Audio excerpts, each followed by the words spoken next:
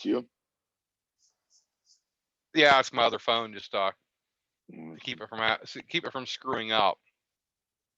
see. That's the backup machine. Here we go. It's telling me to watch you now. With you went live. Yeah, it said it did, but then it didn't. It gave me a kickback that something wasn't right. I just got the notification from YouTube. Oh, okay. They did go live then. Want to make sure it was going to actually work. I've had issues with the some of the settings on here past few days. It's weird. Yep, it's live.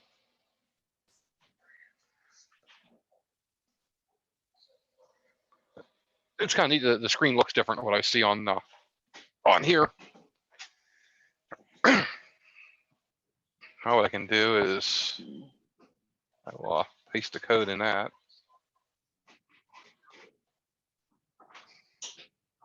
It looks just. Where's everybody today? That's what I'm wondering. I don't know where Linda's not even in here. That's a good thing or a bad thing? I don't know.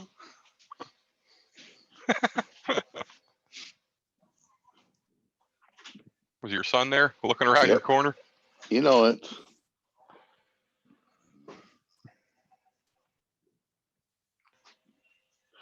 Yeah, it's what the hell's going on the back of your TV? I don't know what's running up there.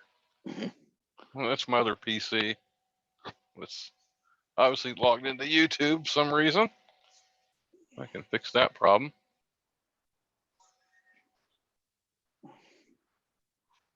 It's supposed to have the map up, and it didn't. It dropped out. There's one PC does nothing but map the contacts. Everything that's heard from the station here goes onto a map. Mm. It's kind of like it's a reverse beacon network. Anything I transmit out gets picked up by other stations. Anything I pick up of the other stations gets put on the map. How much is that getting relayed? What do you mean getting relayed? So it bounces off your antennas, but it does not. Yeah, I have to actually, only stuff anything that shows up on this map is stuff that I'm actually hearing. All those pin dots is another station it's transmitted. Yeah, but you don't know what's going through. Or do you actually? You do.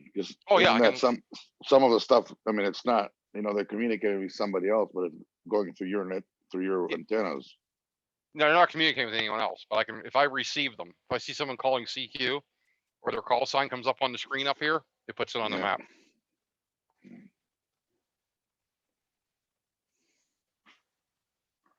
It's one of those little things I run. I see. I'm surprised Walter's not in here yet tonight.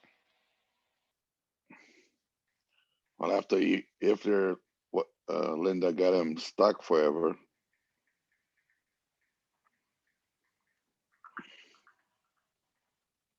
Now they're done with the show. Yeah, they're done. I heard the music and I went around, but sometimes it's.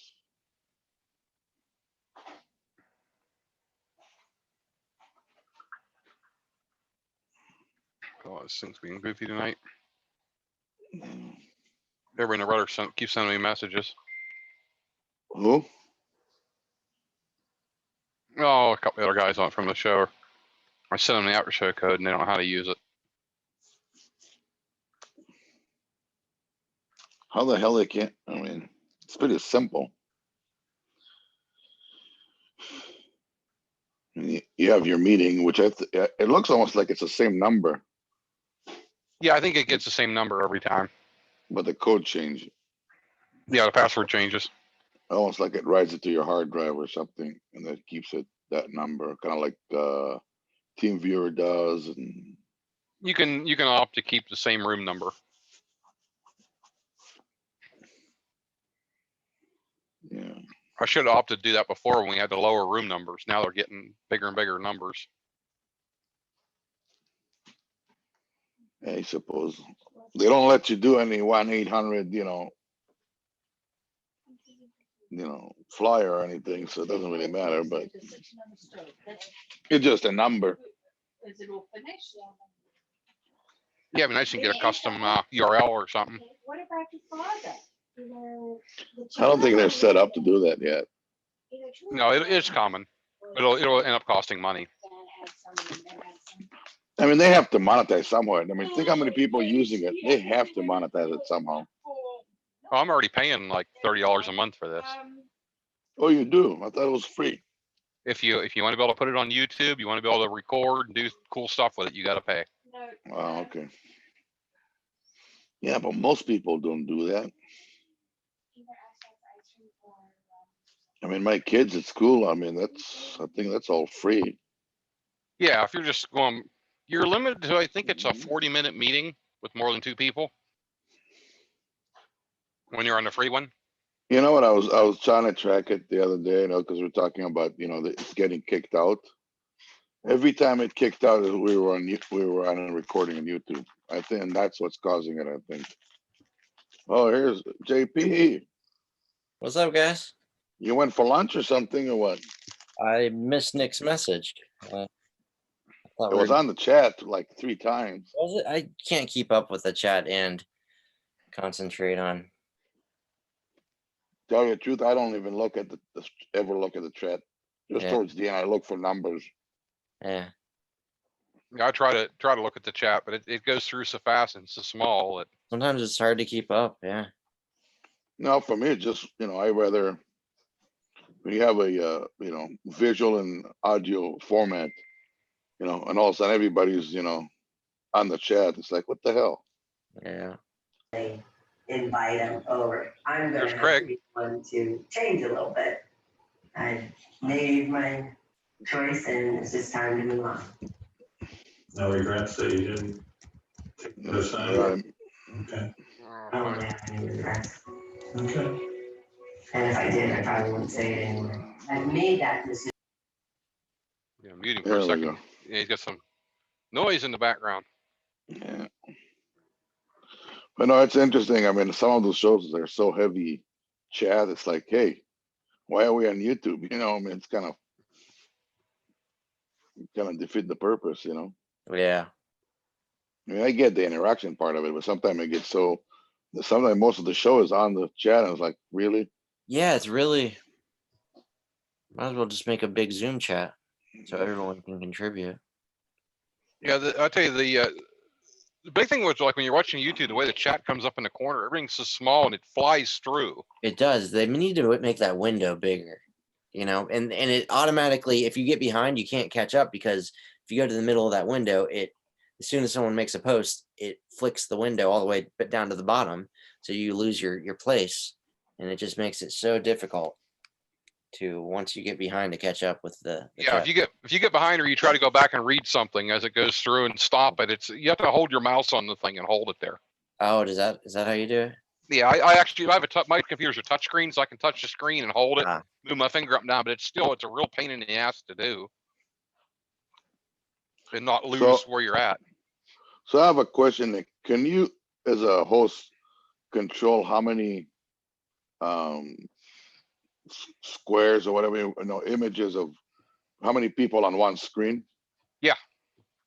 Because sometimes it's like, people talking, but they're in a whole different screen and you can't even see them, Well, that's if they're on here, like right now, the only ones you're going to see on YouTube are the 3 of us have video on. Yeah. Craig's on, but doesn't have his video on at the moment, just has a picture up. So his gets hidden. But I can tell it to unhide those too. Same with you can kick people's video out. Now can you have more than 6 people on one screen? Oh yeah. Yeah, you can have 50 or 60 on here. On one screen, not split it to several screens. Well, it splits into a bunch of little screens like you have, you normally see. Yeah, just but like you're seeing now. Yeah, but it's always like 6, and after 6, you have to go to a different screen to see the rest of the people. No, you can keep making it. They'll keep going smaller and smaller. Yeah, because sometimes it's like like in the last show or whatever it was, we have all those people. You can only see what's going on with, it was just kind of weird. There's a lot of different settings, and the newest release they did, they changed a bunch of stuff, and I'm just learning everything they did, digging around on it. I found there's a bunch more stuff they've added to it. Nah, I didn't even have time to continue looking at a new harness, but I sure need to get one. I mean, I called Superfly today, but nobody was answering. Surprise, surprise. Well, everything's closed down with this coronavirus scare. Yeah. Well, I think Aviator's still open in there. Can you still buy stuff from them or something? You can still buy stuff from them, but as far as like they're not doing training right now. No, but you know they still have people in the back office shipping Oh, and yeah. stuff like that. Yeah, they couldn't shut that down. That's an essential part, you know. Yeah, for those of us that crash, we need parts. For the ones that are not supposed to be flying at this time and taking beds, and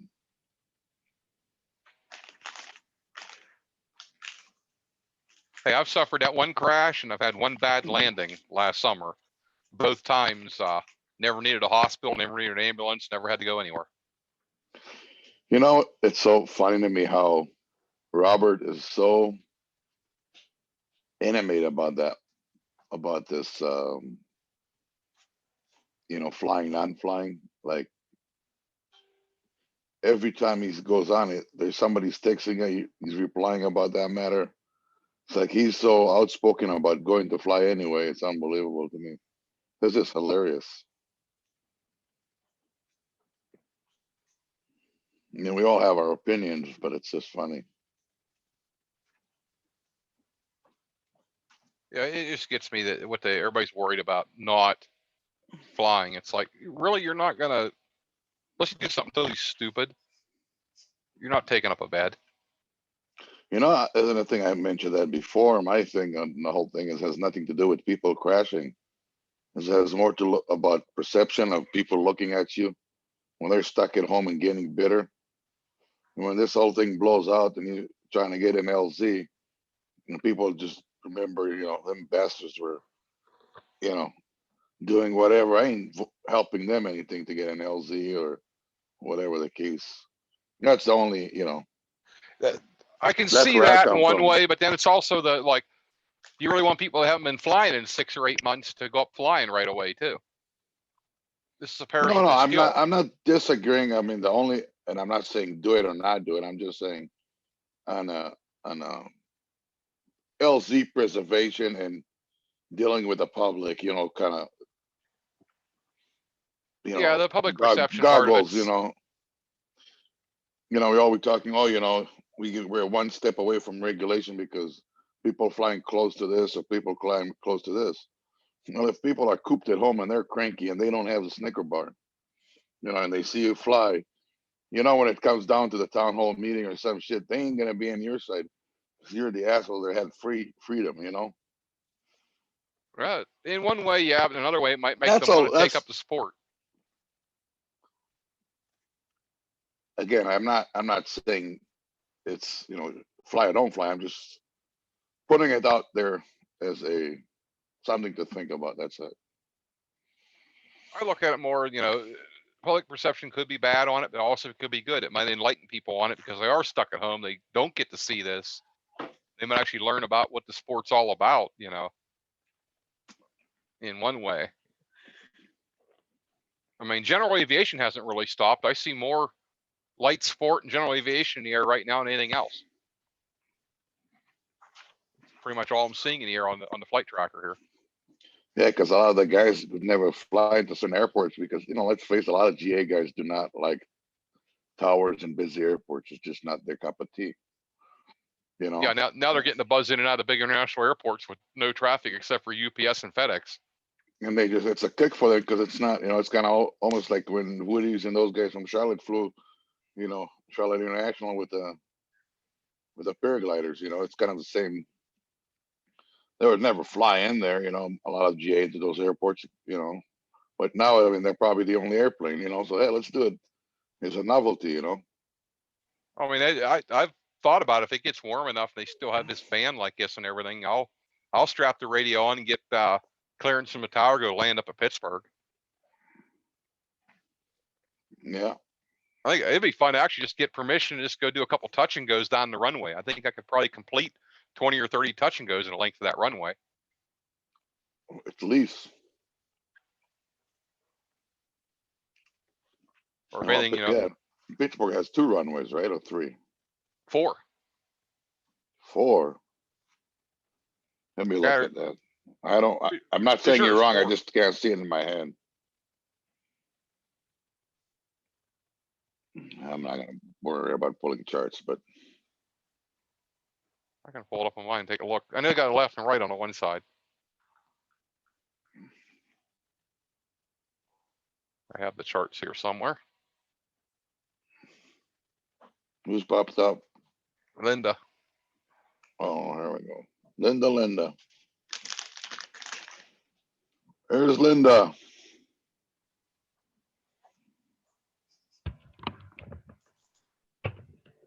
What's up, guys?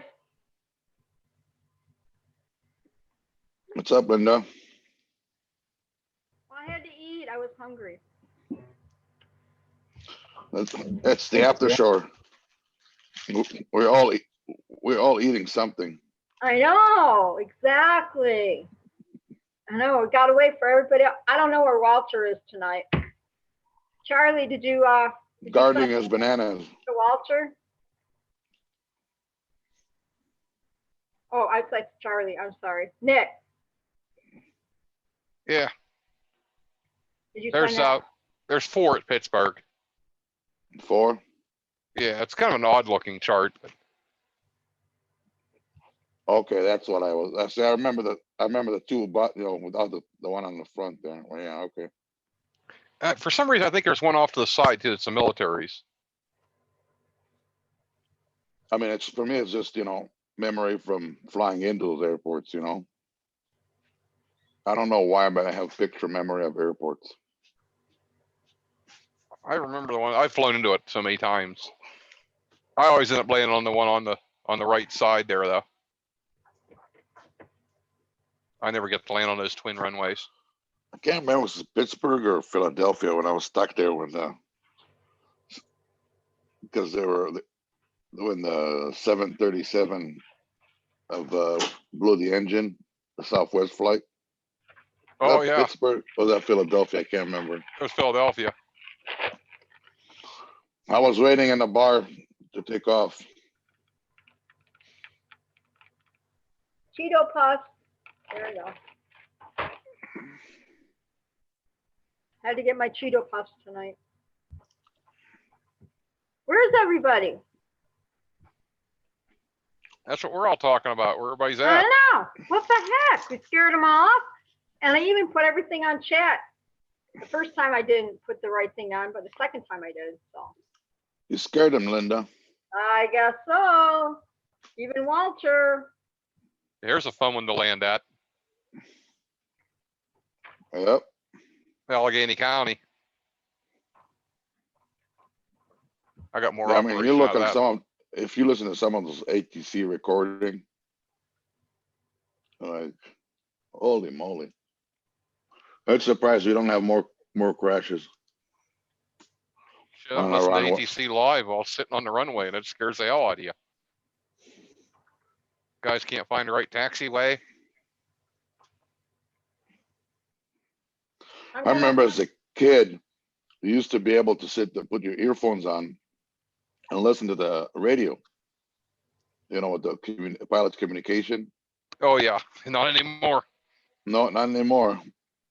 And I remember I was thinking to myself, man, our pilot has some balls. And now I know, and that guy was an idiot, I remember flying, I think it was into O'Hare international flight, and we were flying, I believe it was a 747. And the tower was trying to tell some other jetliners, and we were going in circles. And we went up, and then we were kind of circling down slowly. It was like 7 airplanes before I knew. The tower was trying to explain the pilot that was supposed to come something about hole in the cloud or something. I can't remember, but he's like, I can't see it or something. And then our pilot's like, follow me, and just bomb dive into O'Hare. It's like, really? It's a 747, not a, fighter jet, but we landed safe. But for whatever reason, I always remembered it. I was 10 years old probably. Oh, it's always amazed me listening to them, and I still take the airband because one of my rigs I carry on my pocket, the ham rig actually has airband receive in it. So anytime I take a flight, I have it on. Works really well if you have a window seat.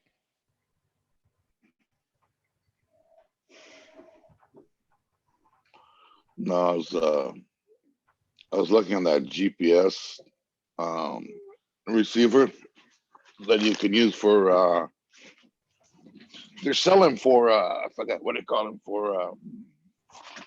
So you can connect your iPad to not FlyAware to what they call it,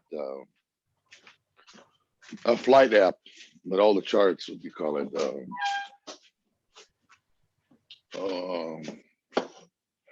Which one, the You can Garmin get app? No, it's not a Garmin app. It's for the iPad or it's ForeFlight.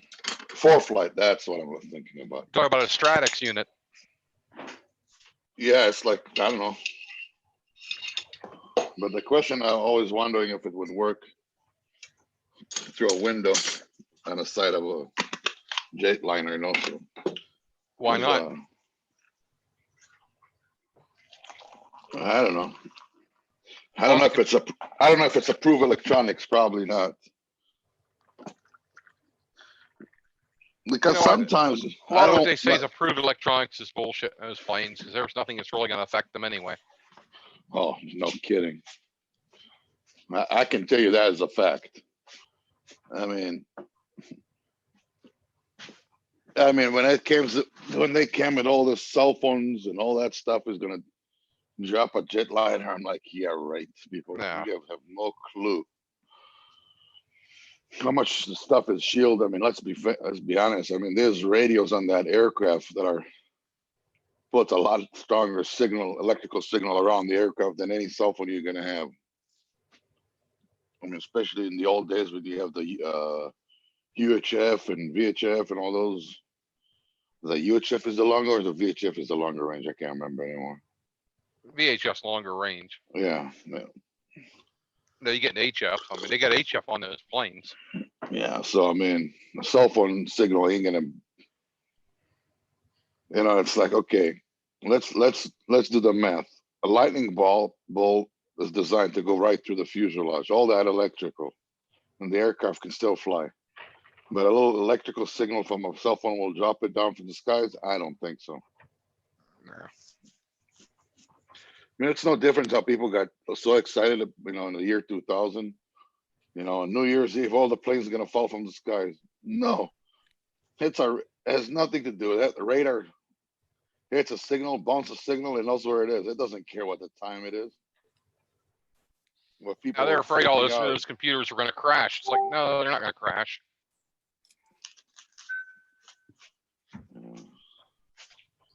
That's it. JP's going to bed. JP, what? Hey.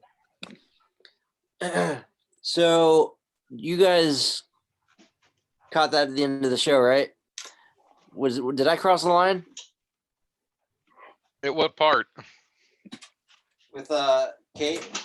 Let's show that picture of Kate that she posted on her own Instagram. I didn't even see that one. You didn't even see it? Okay. I don't know. I get pissed Dave off, but oh well. That was cool. It was fun being on there.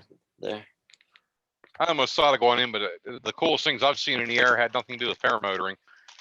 Yeah. I've had I've had close encounters, cockpit to cockpit, with things I didn't expect to be up there. You know what's freaky? I don't know if I can pass it from my phone to the iPad. Let's see if I can do it. But I videoed it, but basically it's a sound was hitting the fuselage of the aircraft, and it basically put a shadow with like two circle target. It looks like a UFO, but it's just a reflection of the sun. Tito, man. And when you wake up into that, that kind of freaks you out. Like, what the? Oh, it's just a. See if I can transfer that from my phone to the videos. See a Foo Fighter outside the aircraft, you start worrying. Yeah. What is it? See, I'm starting to get tired of this Apple nonsense. Some of the video they don't. After the last update, some of the video they keep them in as picture, and some they move them as videos. I don't get it. I can't stand Apple. I'm kind of in their ecosystem, so I'm kind of screwed with it. And I generally don't have too. Here we go. Here it is. Okay. How do I transfer this? Let's see here. To iPad.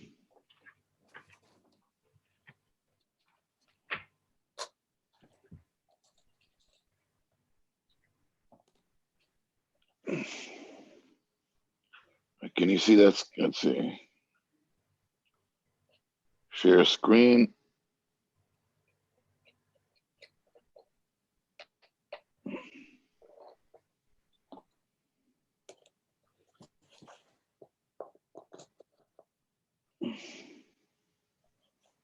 I wonder why.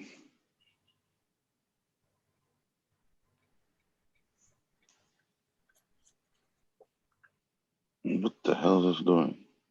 What are you doing, Casper? If I know, I wish if I knew it was good.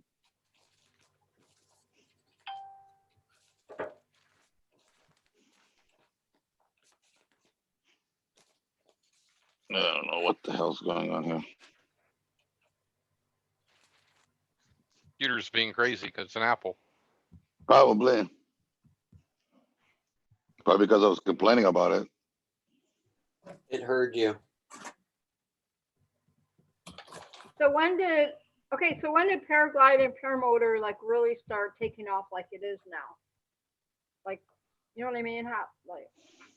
Because I know Robert started doing it a couple of years ago, but I wasn't really into it or whatever. Honestly, doing it, but that was on YouTube and all this stuff and everything come out. It's like so awesome. It depends who you're asking.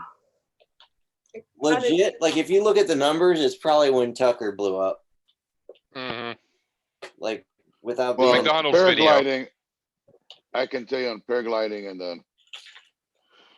the early 90s was huge in Europe. And a lot of places it was booming, and it's still going fairly strong. So I don't know exactly where it stayed with. You think maybe it started in Europe and then just kind of took off, like, you know? Well, and as the equipment got better, it got safer, and you know, it just goes hand in hand. The popularity takes off as it becomes more mainstream and more accessible. It's pretty awesome. I think paragliding just maintained relatively the same crowd and maybe growing up a little bit. The thing that sucks about paragliding is you have to have a location. I would love to go paragliding, but there's no mountains or hills around where I live. The paragliding. Yeah. Yeah. I get it. Just watching Robert at Torrey Pines, his last video, it just like it was so beautiful, you know, flying over the ocean and everything, but man, I just gotta let him do what he loves to do. Being the mom, I'm like, oh my gosh, you know, but it's pretty awesome to watch it. So then obviously when he's doing that, he's got a reserve, right? Because I'm learning the lingo and what's what. So would hope he has a reserve on. Yeah. Yeah, I know. Mama would be like kicking his butt. Okay, Mama would be like, hello, where's your reserve? Yeah. Paragliding generally is different than paragliding is definitely different than power paragliding, because you know you hit the height of reserve working fairly quick when you get off the hill. So it's not like, you know, you start from the ground and only fly 300 feet off the ground. Right. So Yeah. I always had from the bunny hill to, I always used to have a reserve. It was, plus it's part of the harness too. In paragliding, a lot of the harnesses, they're just built in. It's not an attachment. Yeah, so You have it's to not enough. connect. Right. JP, what'd you do? Just buy a new fan or something and you're putting it together from Home Depot or? Yeah. I thought so. Did you buy from Home Depot? Amazon. Amazon? Yep. Okay, I forgive you. Yeah. It all comes from China, no matter where you buy it. Yeah. No shit, huh? I know. Yeah. Look at you putting that together. He's got like his own YouTube channel going here. All right. Putting that putting a I'll have the fan builder. together. Fan together. Yeah. Yeah. It's a lot. It's a lot. Yeah. And he's like, I'm sweating. I just need to get this going.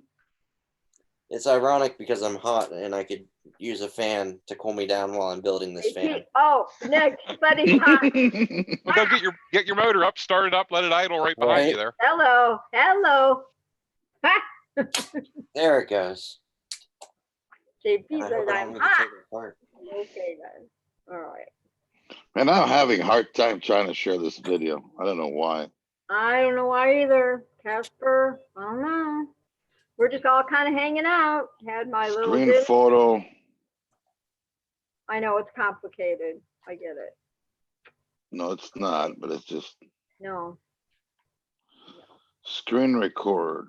Oh, that's a JP, screen okay, record. JP, once you get set, I have to ask you something about on the last show there that I hope I didn't crash all you guys.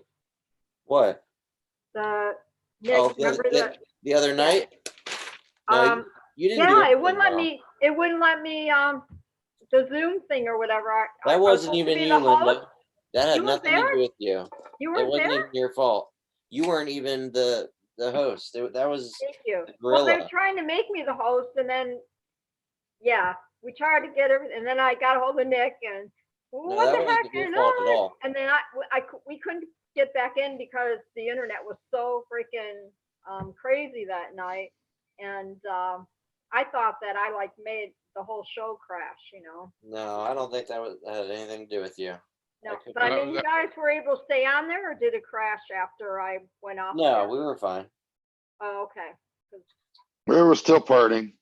I was like, yeah. Me and Nick were trying to figure all this stuff out, and it wasn't even that. It was all the security stuff with Zoom right now, and so hopefully, you know, we can get all that figured out so that because there's a lot of different things going on right now with it, and they're putting a lot of security things on, and we couldn't get in there. I couldn't get back in there for nothing. I even tried to get Nick on there to help me, and he couldn't even get on it. So you got that, JP? Is that a stand fan or a dust fan you're making there? It's a stand fan, yeah. Oh, the stand fan. Okay. Then there's a little more put together there. It's interesting when I'm trying to get that video, it does not see it when you're on Zoom. You have to come out of Zoom and it's still in your video library, but when you go through Zoom, it just like doesn't like that format or something. Yeah. Zoom is like, yeah, me and Nick, you know, finally about 10 o'clock, whatever it was, we were like, forget about it. It's just not going to happen tonight. And that was the end of that. So, yeah. I just got to become a real pain trying to get it. We finally just ended up creating a new meeting that night because it got so bad. Yeah. Tried to get everything back in there to get on there with you guys, and it was not happening. No. So I even tried to get Walter in there, and it wasn't even working there either. I couldn't even get him back in there. It's just because there were so many people on. Walter, good day, mate.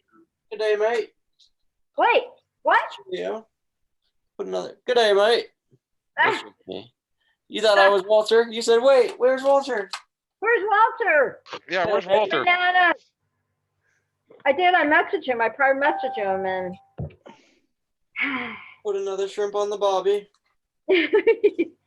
I don't know what happened to him tonight. Well, it's today over there, so it's not even nighttime for him yet. It's in the afternoon. So He's probably busy. yeah, he's working in the garden. The garden. Working in the garden. That's something. I don't know, but I did probably message him. But I know last week I tried to send him everything, and he was all frustrated with me. I can't get on. I can't get on. I don't know what's going on. Yeah, that was like bad. It was bad. But tomorrow night we have Robert's show tomorrow night, so I don't know who the guest is yet. I haven't. I have to text him later. I think right now the 7:30. He's just about finishing Wednesday night church, so I'll have to see what's going on with him. Maybe I can get him on the show here. See if he's at home. I mean, I know he's at home, obviously, because all the church has to be at home now. So Yeah, if he's done with his church yet. yeah.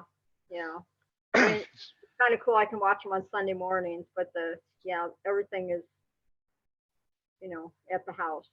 So sad to say or whatever, but gosh, everything, even all this thing with the virus and all that is so up in the air, like I think it's going to run for quite some time, and people think they're going to be all lax and do whatever, and you can't lay your guard down yet. You just can't. I mean, I got to go to work, back to work on Monday, and I know what to expect, and it is what it is right now, but I'm not going to go back to work and pretend like it's all okay, it's all back to normal, because no. Oran Toran, Lone Star Paramoda is Robert's guest tomorrow. Thank you, Craig Taylor. Craig Taylor's on chat, isn't he? Yeah, he's in here. Well, he needs to get on here with us. Try to unmute him again. I had him mute earlier because you had a bunch of background noise. Oh, really? Oh, okay. I gotta see. Who's that? That's if this is gonna work. Yeah. I still have to learn how to do the my background picture, Nick.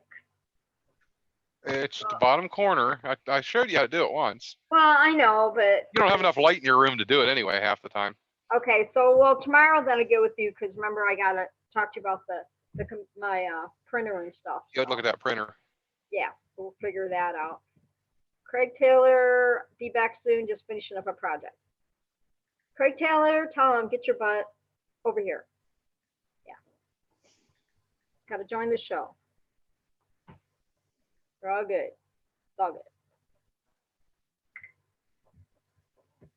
I know it was really stressful today. 80 degrees outside today. I know. Life is rough, right? Right, Nick? Oh yeah. 80 degrees. Yeah, it was. It must be nice to be warm. Not bad. Not bad. Well, it was warm here. The snow was starting to melt. Well, my son in Michigan, my other son in Michigan, this morning he had a video, and there was like a blizzard where he was driving, because he was, like an upper peninsula, so they get a lot more snow than everybody.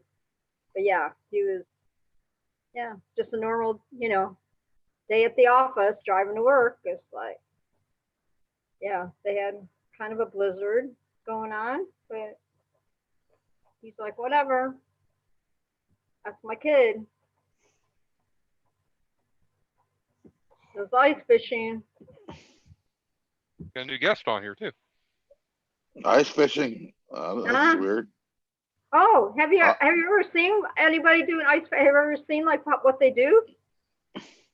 I live in Ice Minnesota. fishing? Well then, okay. Well, Minnesota, Michigan, all the same. Ice fishing. We have the place where a lot of the drone problems started. PPG Well, not Grandpa. started, Yeah, there we go. we have a lake There here. you go. Goodness, brother. Howdy, howdy. Hey. Oh, you was up flying tonight, wasn't you? Just went flying tonight. Got the old paramotor with the lights going. So trying Yeah. to put everything back together and get in the garage. It's got cold out here. How y'all doing? Good. Yeah, Linda's torturing us saying how warm it is over there in Arizona. I'm here in Ohio, freezing to death. 80. It was 80 today. I know. I know. But then another few months it will be 110. So, I wonder if you know, what are you gonna do? the Wi-Fi is. Here you go. My dog. Sorry. There we go.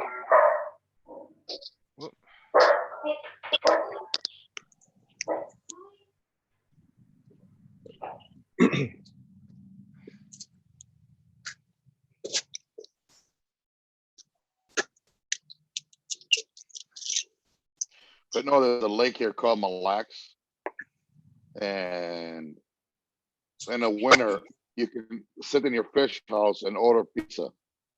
But the city actually, the county actually plows the roads on the lake. It's like a city.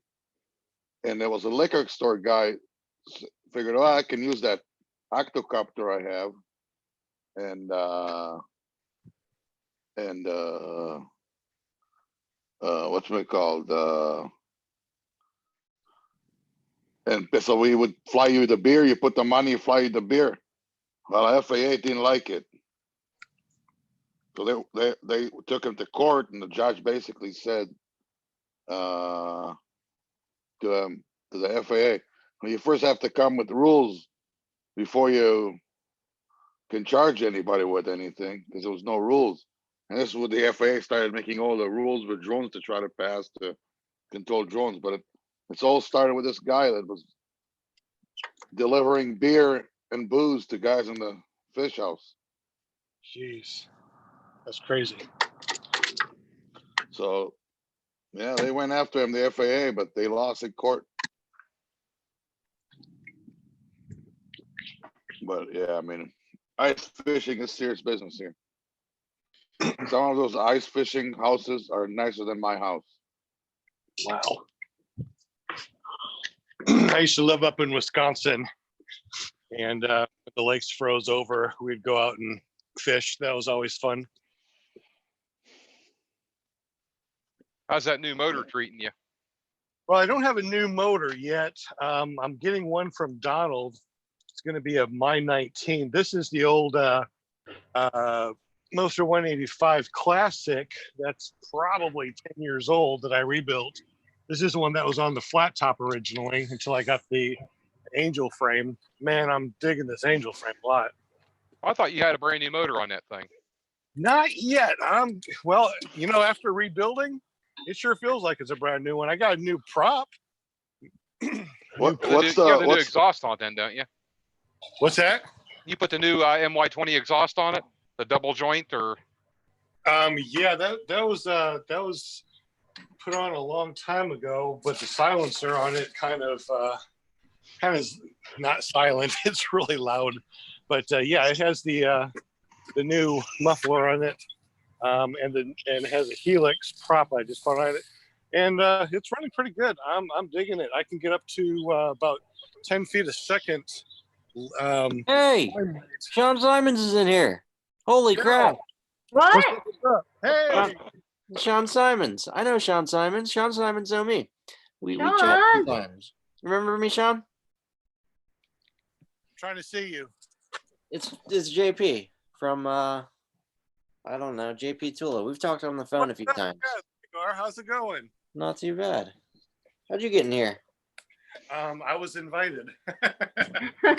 We must know some of the same people, huh? You know what? Funny how that, we all know the same people. right? Funny how that works out.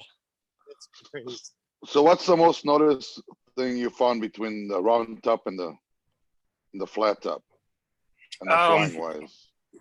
As far as well, number one, I definitely like the looks of the Angel a lot better. The pretty blue that I have, it's really nice. The new harness is nice because it has amazing weight shift. Matter of fact, I just did a video today about the weight shift that this thing has. It's incredible.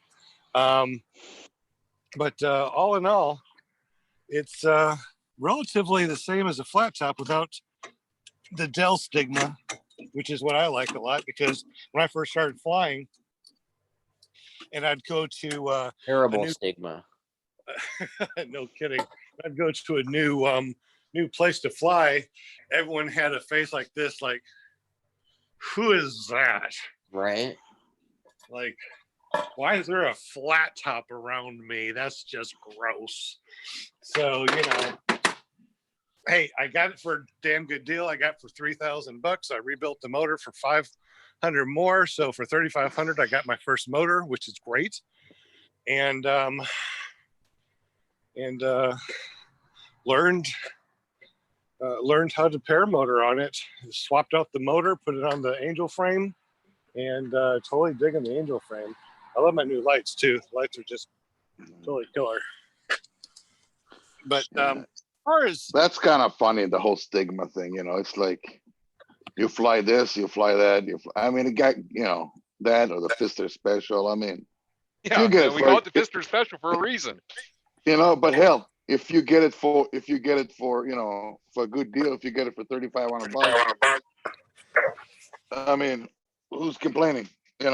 People I never heard anybody call it the Fister Special, but I guess a Fresh Breeze. That's what they are. Has anybody ever flown a Fresh Breeze? I know guys that do. I heard that they're heavy. Is that true? You ain't gonna put one on your back. I'll tell you that right now. That's why he sells the trike so much, right? Yeah, he sells the heaviest unit they sell, and then when you can't put on your back, says, "Well, you need to get a trike because you can't carry this thing." You can't carry it because you're weak. But and I don't know. I mean, Paul, what the hell? The guy from Pinal, the guy that trained Eric and trained Maynard. He's been selling Fresh Breeze way for many years, and he still does. So. Did you say fresh beer? That sounds delicious. Right? I got some Corona. No one wants the Corona, man. Nobody wants the Corona right now. Maybe the beer, but not the Corona. There was a meme somewhere about somebody that Corona paid the government $10 million to change it to the Budweiser. The Bud Light virus, yeah. Bud Light virus. The Bud Light virus, I love it.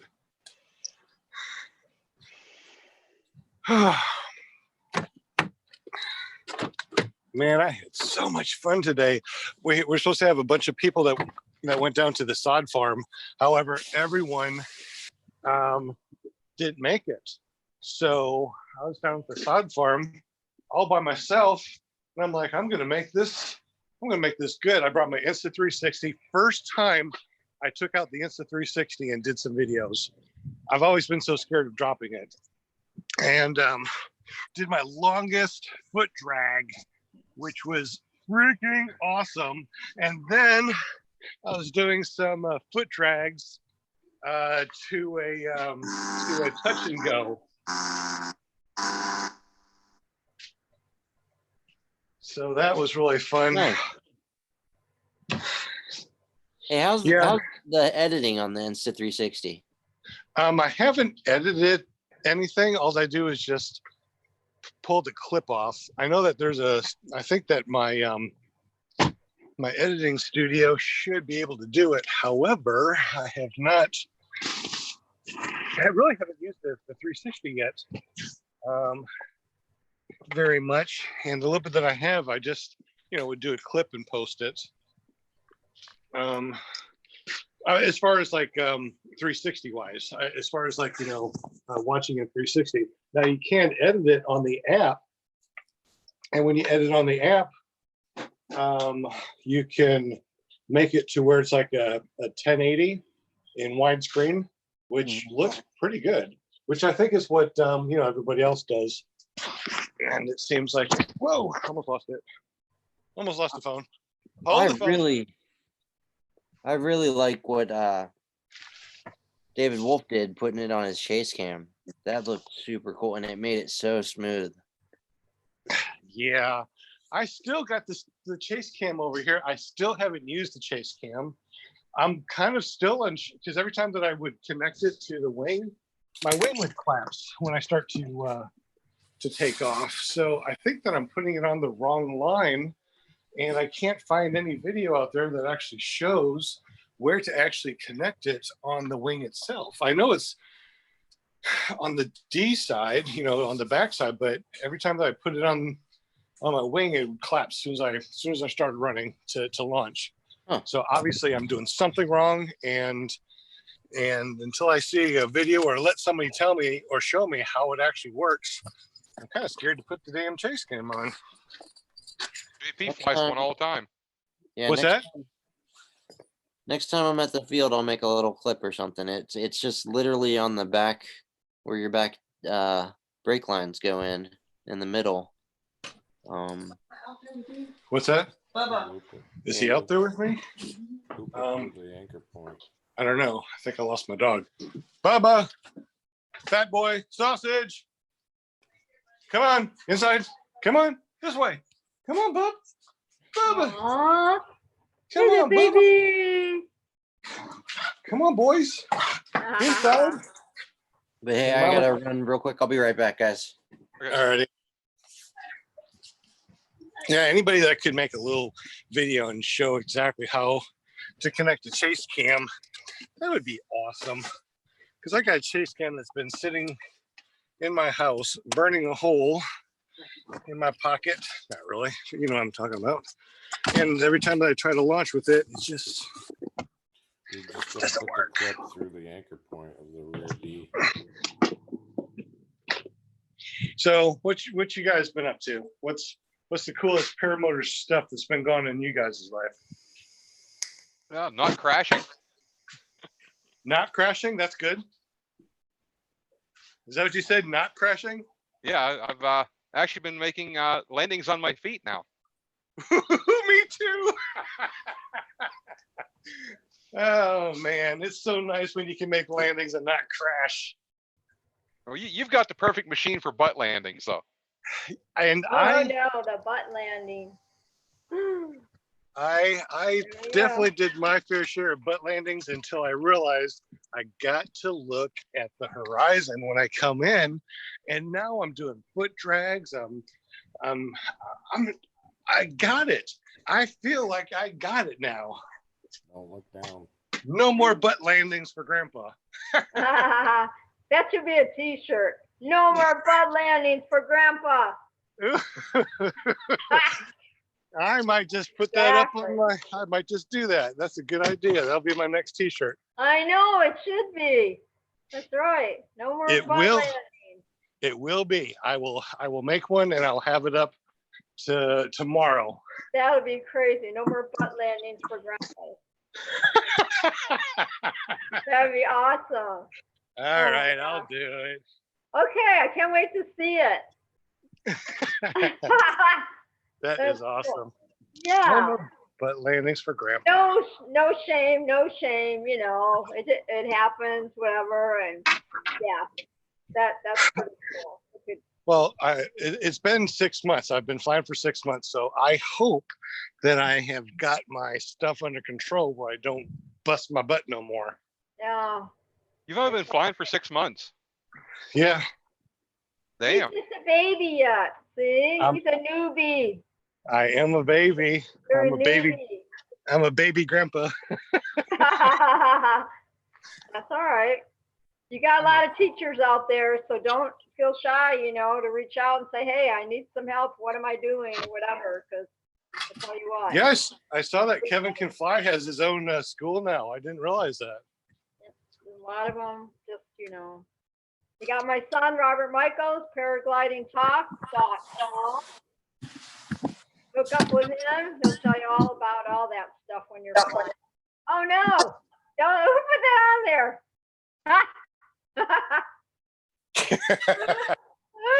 Don't spit on the bananas. Where is my water tonight? Where is water? I don't know, man. I didn't do it. I didn't Playing the normal. Where's Walter? I did not stand him up tonight. Okay. Sean's not even on here. I don't know. Walter's blaming you for not letting him go in last time. Oh, maybe. He said, that's rubbish. I go, I can't get you on here. I'm trying last week. That's rubbish. So he was mad when he said rubbish. That's rubbish. Rubbish. Rubbish. No. Total. He's cheating on moving that motor. Oh, I don't lift this darn thing up. I got wheels, man. I thought you had a custom-made dolly for that. Yeah, custom-made dolly from Harbor Freight. We You got gotta get a welder and start building your own stuff. I would love to do that eventually. Until then, I got my little crawler. got pretty lights on it.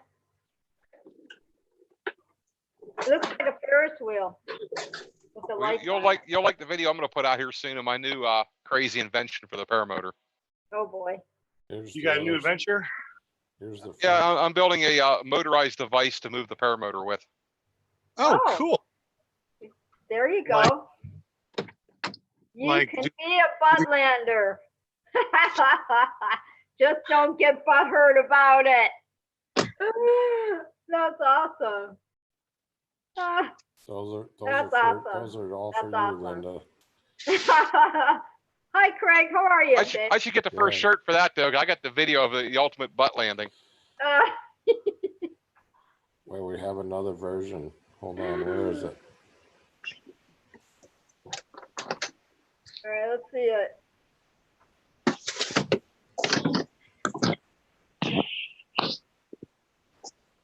Grandpa putting his toys away. Yeah. Yeah. Well, you always got to put your toys away at the end of the night. Yeah. You can be Except if you're John. You can be a buttlander R. Just don't butt hurt about it. John lives his toys in the snow. Yeah, I know. That was bad, man.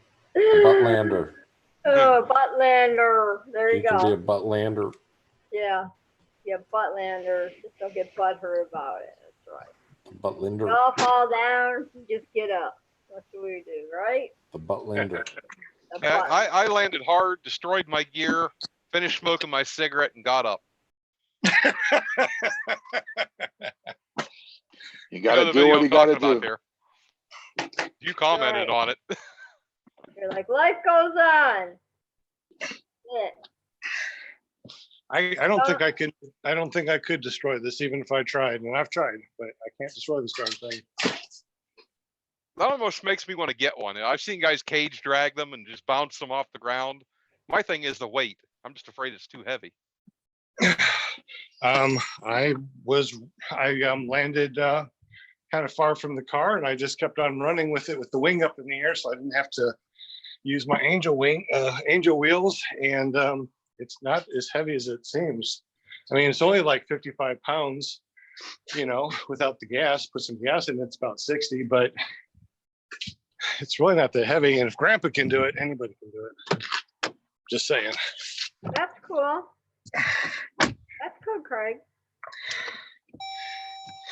There you go. I'm working on something. Yeah. Yeah, but you got to remember, I'm flying something Very about creative. 40. I think I'm 47 pounds all up with fuel. Yeah. Well, that's why Grandpa's a buff.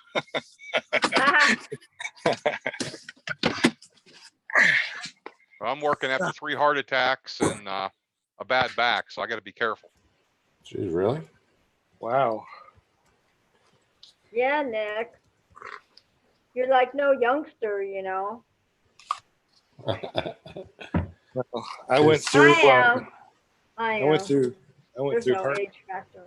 I went through some heart surgery 2 years ago. I had a stroke as a complication, damn blood clots.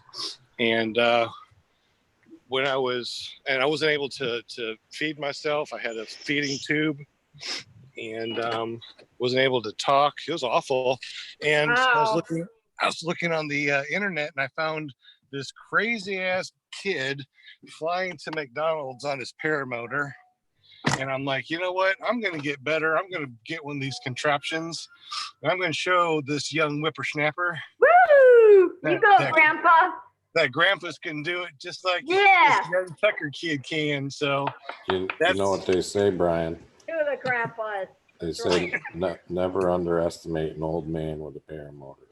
Yeah. Yeah. That's right. Oh, look what I got. I got license plate, PPG Grandpa. I like nice. that. Nice. That's cool. So now everybody knows, is like, who's this PPG? Who's this Powerpuff Girl Grandpa that I see all around? Yeah. Oh, you'll be an inspiration to all the grandpas out there. Yeah, There it's you like go. when I first heard about PPG, I typed in PPG, and all I saw was Powerpuff Girls. I'm like, Powerpuff Girls? What's all these people flying around with this Powerpuff Girl stuff? I don't get it. So funny. There you go. That's awesome, though.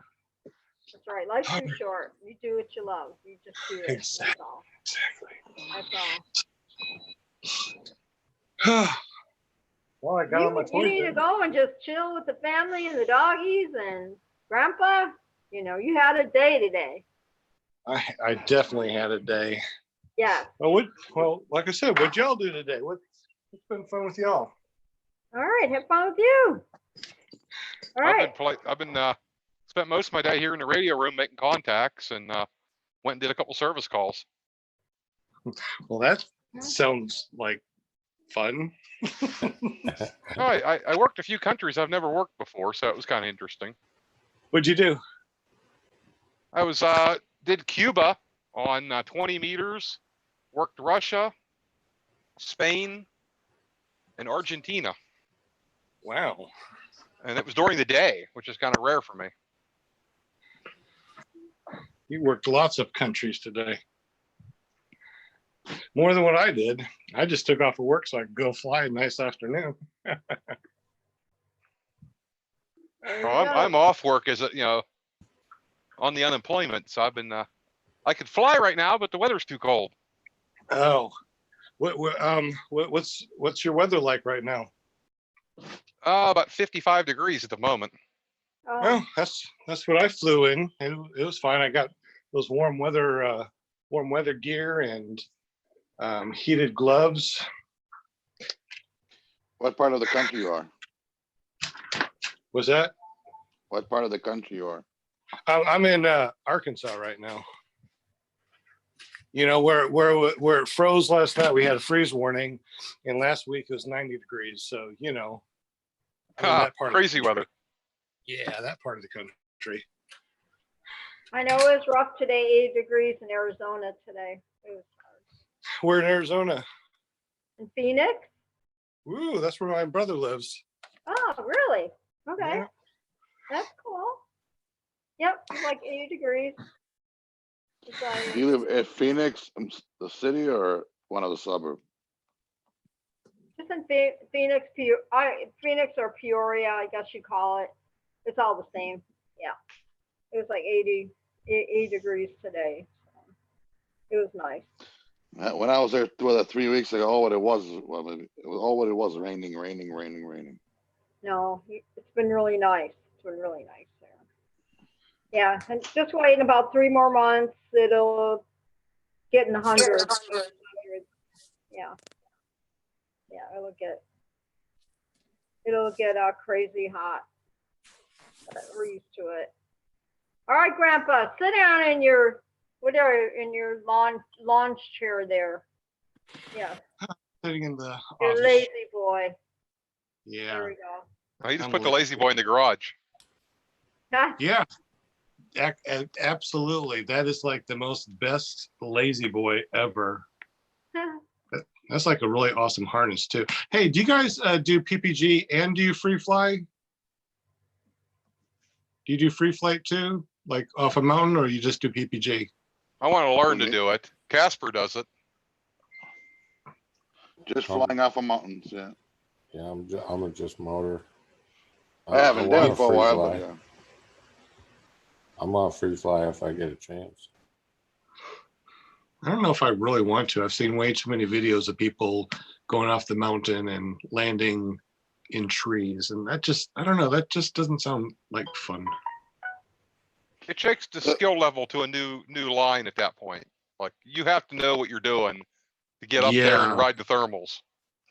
The untold secret, Robert won't tell you, but there's a lot of walking in that sport. Yeah. A lot of walking.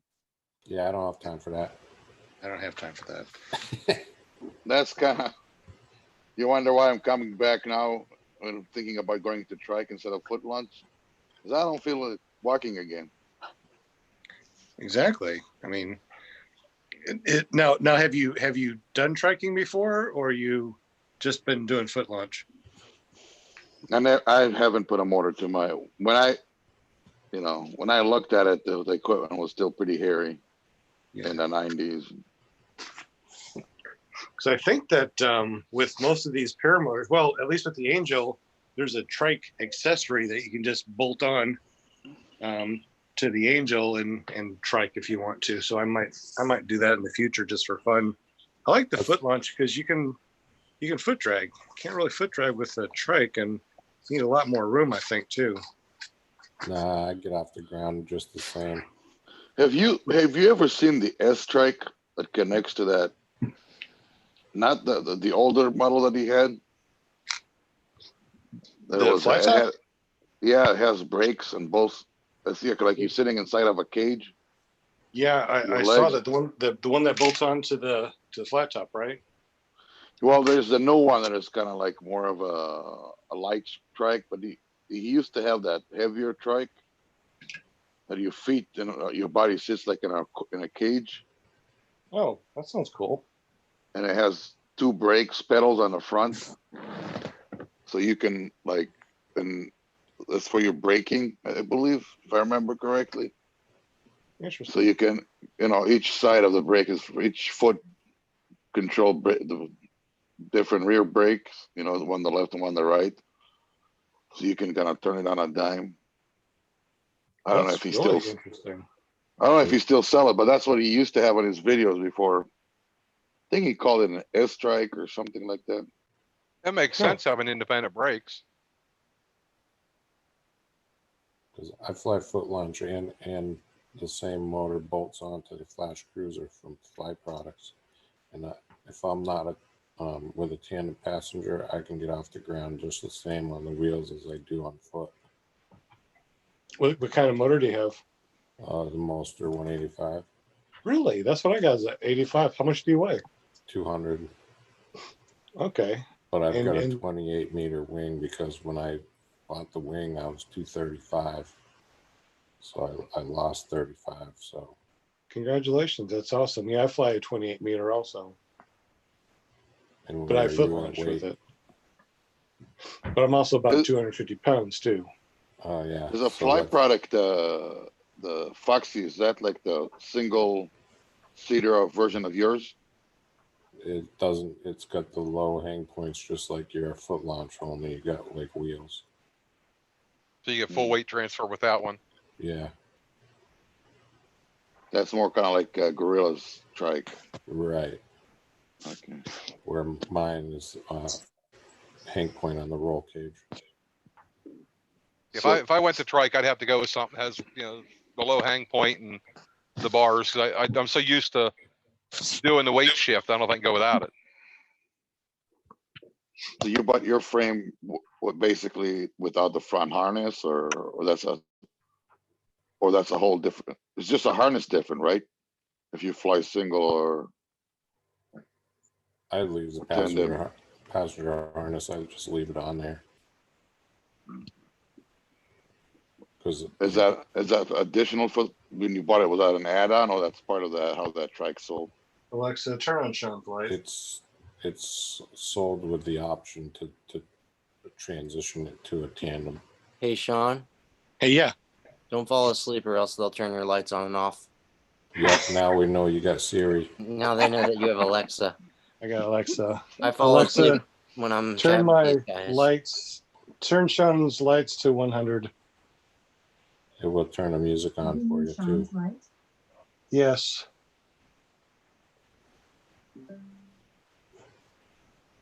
Alexa, play Bobby Brown.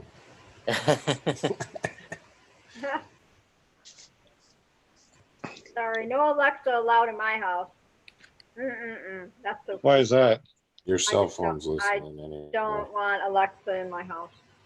Your cell phone's listening anyway. It's like creepy. It's creepy.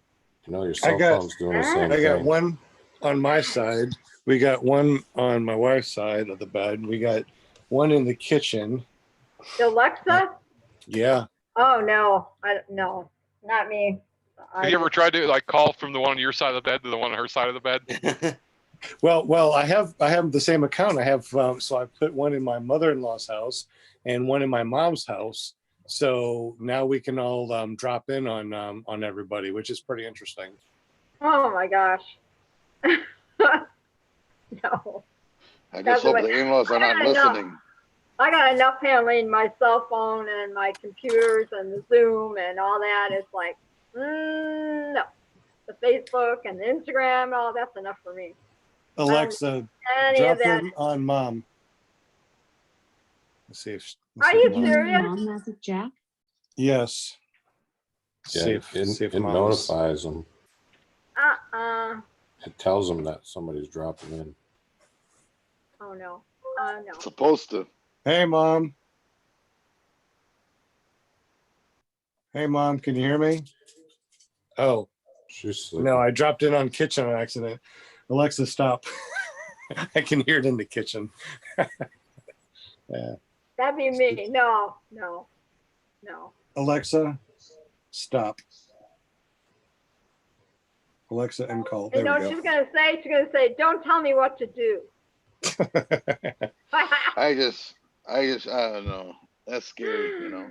It is. I can't. I mean, just the thought about, trying to drop in on your parents and they're getting romantic. No, that's a whole bunch of psychiatrists and it's in the living room. And if they're getting kinky in the living room, well, they deserve to be dropped in on. No, it's not so them. It's me, man. No, thank you. No. Oh, that's no. a whole different level of PSD, PTSD. Yeah. That's what I know. I won't have that in my house. No. It's always well, the amazing. thing is, you can like turn it off to where people can't, drop in on you. I mean, I can just push a button and there's no camera, and I can tell her no dropping in, and nobody will be able to drop in. I don't care if somebody drops in. I was in a lecture that we had to go through for security. And the guy is saying, how companies used to try to get, sneak cameras and listening devices into conference rooms and all that stuff. He says, now the companies themselves put Apple TVs and all that stuff. They have the mics and the cameras right there, and hackers just hacks into your system and everybody gets all your information. They don't have to work hard no more. Yep. Yeah, they're all worried about it and they bring them into their homes. It's like, really? Yeah, I'm not worried No, about I'm just talking from industrial espionage, So a lot of companies now, they start buying those basic TVs that have no videos, no nothing, or they buy those others TVs, but connect them, do not connect them online or whatever,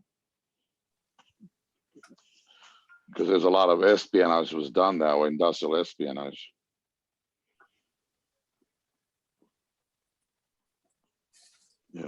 Now you can just pay somebody off and not worry about little spy gadgets. Somebody would do something for you for $1 million. I love my job, but somebody gives me $1 million, I'll spill the beans. No, I always laughed at, companies. If you know how many of those forms I have to sign every year that I will not tell them their competitor what they use, and I'm like, why do you think I'm here? Because you bought the same equipment that your competitor bought it, It's like, you all use the same equipment, Yeah, like you're really going to trade any technology to them. You're all doing the same things. I mean, think about it. I mean, Nick, It's like every time you go to a different store, they will tell you not to tell anybody what, that they have refrigerated, refrigeration stuff. It's like everybody knows that every store has a refrigeration. It's kind of the same thing. A couple years ago, there were some of them were using some that were a little different than everybody else's, and they were a little worried about that. A couple of companies were starting to use CO2 systems. Yeah, but that's not new technology. No, but they were real close-lipped about the different technology. Like Carrier had something different than what Train was using, and they made you sign NDAs on how their system worked and what the layout was on it. And the funny part is they both copied it from the European companies that were doing it into the food industries for mixers and stuff. So it just always makes me laugh how everybody thinks they have, this big secret, and it's like, you fly to a different state, and a different company, and they think it's the same thing. Oh my God. My wife just came in here and she looked on the ground. And apparently my dogs are building something. They put the bone up in the air like that. What's up with you crazy dogs? I thought it was cute. All right, I'm done.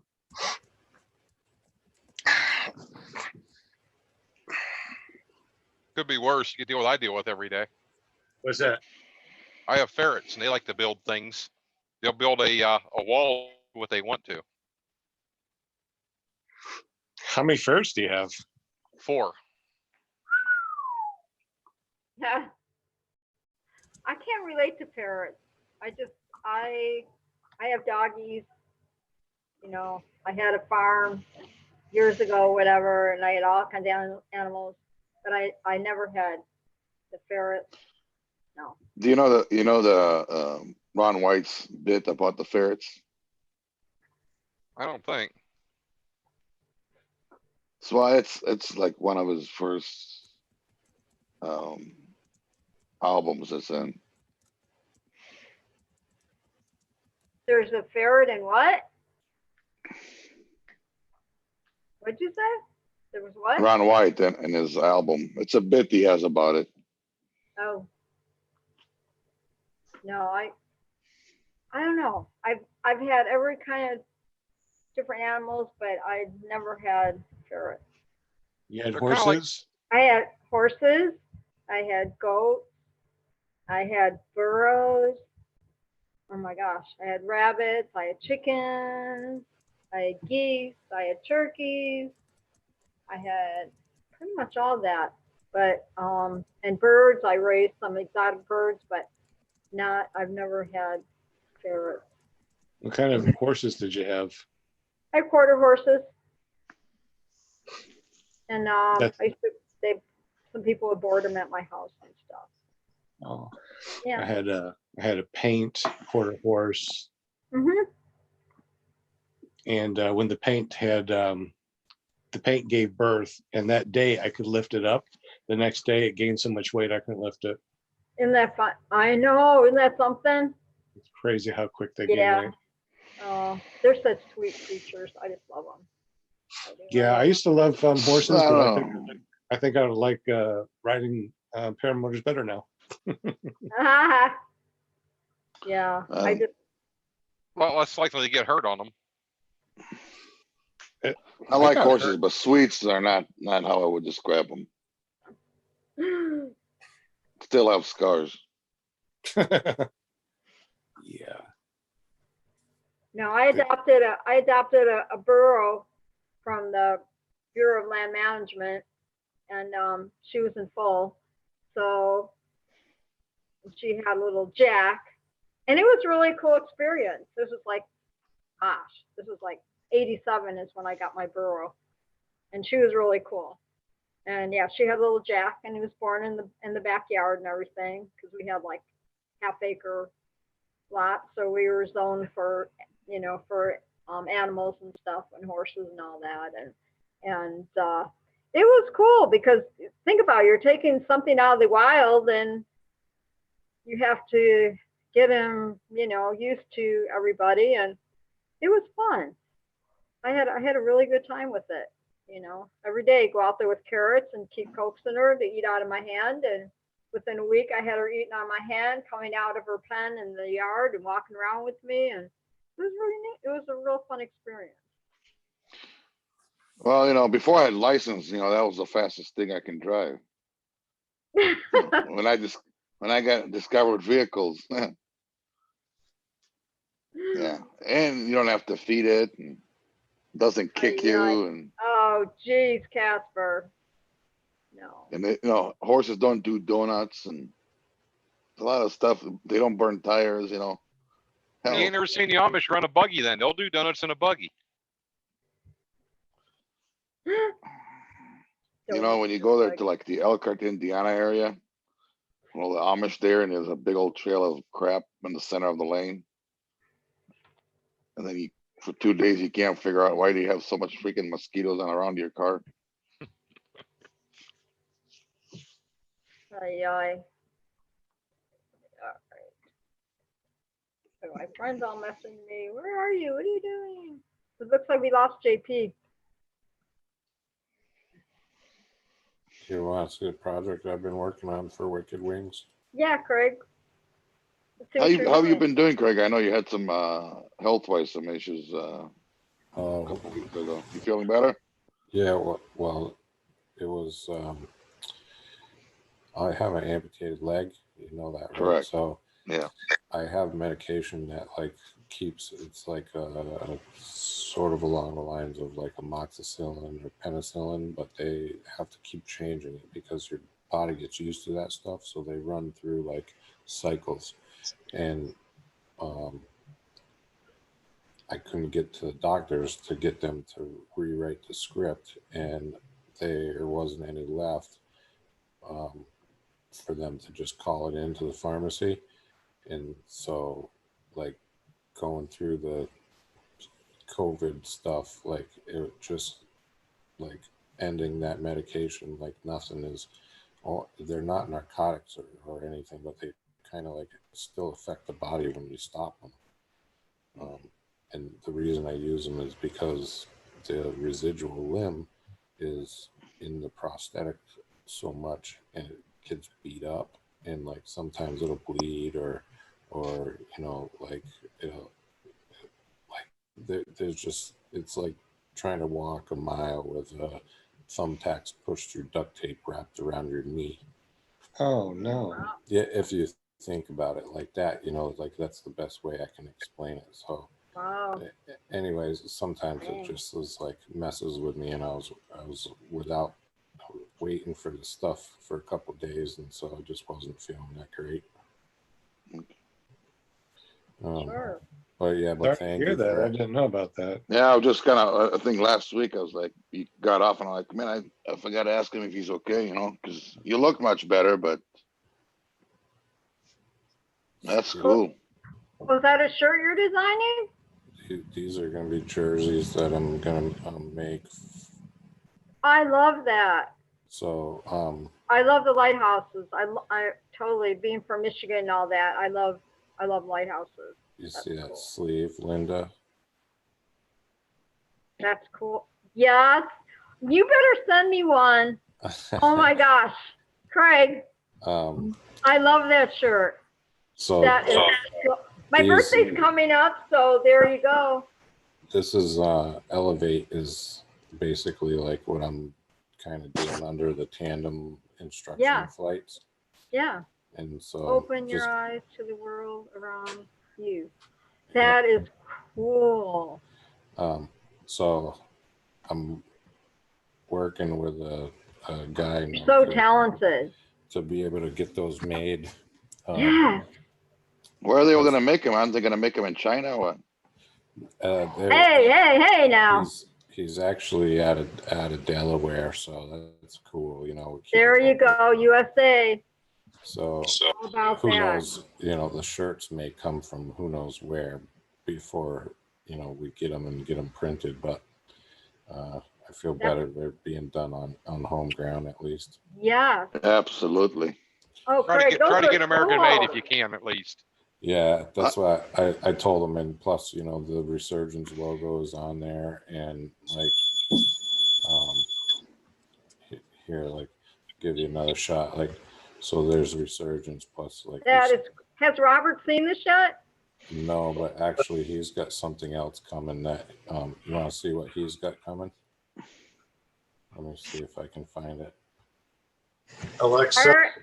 I was already trying to hit him up today. I wanted him to make me a special T-shirt. So I just hope, you know, it will wake up people and start buying American. This whole Corona stuff. Well, I grew up that way, Casper. Like my great aunt and great uncle, like they were real stingent about that.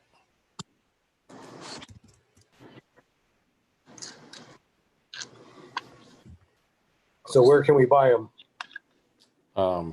Like pretty much like you can make your own. So that's the thing, is you can personalize those. If you send me the pictures, I'll convert them, and we can get them onto the shirt. That's cool. And we can get them out. So I'm trying to get the cost down, because right now they're like $85. Yeah, exactly. And so that shirt is like really, and you designed that, huh, Craig? That is so cool. I designed that one, and basically, like, that's the one I'm going to use to test quality and see how print is made, and if we're going to go further, you know, with the idea or not. Yeah. I can tell you, I'm having a lot of issues with getting shirts done. In the last, I don't know, 6-8 months, I use a certain fabric for my shirts, and it's like, you know, all of a sudden they quit making them and try to find a different shirt. I need like for now, I know all this, you know, virus thing, whatever. It'd be cool to have like a mask that said like, you know, paragliding talk. Yeah, I've got them. Paragliding talk mask, you know. I'm trying to find it right now for you. Seriously. I'm going back to work on Monday, and honestly, yeah. I've got them. All this stuff's not going to go away for a while, and I need some masks for work. Yeah, I've got them. I'm in the essential business. They're being made right now. I've got them going to Robert.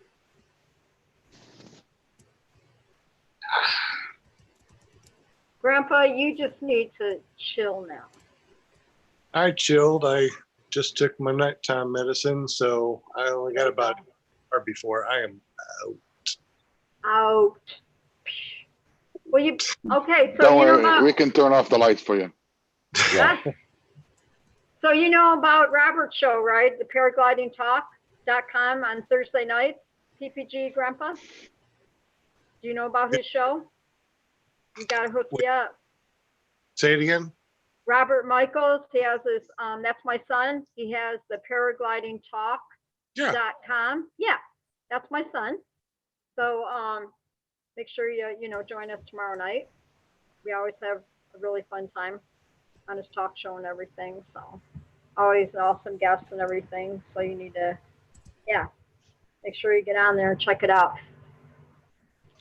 See, I know a lot of the faces and stuff, but the names, I always have to put the names with your, like you say, PPG Grandpa, but then I don't know what the name is when you get on Facebook, you know, who's with who kind of thing. I'm Sean Simons. Sean Adams? Sean Simon. Sean Simon? Yeah. Okay. All right. I'll look you up on Facebook. I'll send you a friend request. We're probably already friends. Yeah, probably. There's so many of you guys. I love y'all. Yeah. Seriously. I love all my paramotors and paragliders and all that stuff. I just follow everybody. But yeah. Yeah, I do a little podcast also too, and I need some people. This last month, my eyes been glued to CNN, and you know, I hear ya. I haven't flown. I haven't done nothing. I just sit and watch CNN, and I got to the point that I'm done watching CNN. I'm going to go fly. So I've been flying for. Good for you. The only fun of CNN is to see the two Comos going at it. I like him. They couldn't hold themselves. Doesn't matter. They forget that they're supposed to be professional, and they're just like going at it. They're funny. I like them. When he put that picture of the governor, and he was not happy with it, take it down. Sorry, buddy. The whole world been seeing you with big old loafers and. Yeah. Why can't I find these pictures? So what kind of podcast you doing? Oh, just a paramotor podcast. Interviewed Jeff Gowen. Who else? Andrew Fuller, the one that does the angel frames. Let's see who else. Kyle O. I interviewed Kyle O. And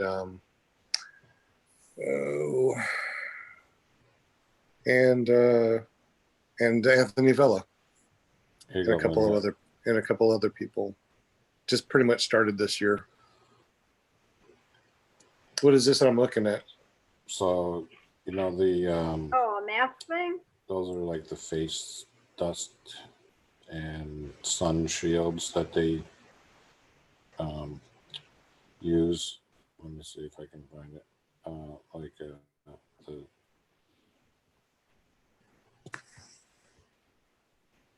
I was lucky. I had one of those old, just in case type of emergency things in my trunk. I've had it for years. I opened it up and there was 2 face masks in there sealed up. I think I got it like 10 years ago. So I looked out. I found some. What are those? See, they're like those. Oh. You can use them for headbands, dust masks, whatever. But those are the paragliding talk ones that are Robert Michaels they're on the way to him. So they're being made right now for Robert. That's cool. Awesome. Yeah, he had a good show last week. That was fun. We had a nice after show last week too, with having a celebrity on here.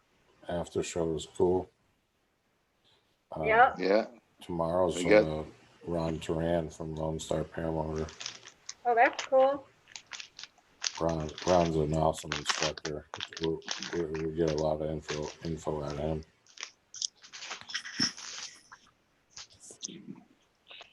Yeah, he was just on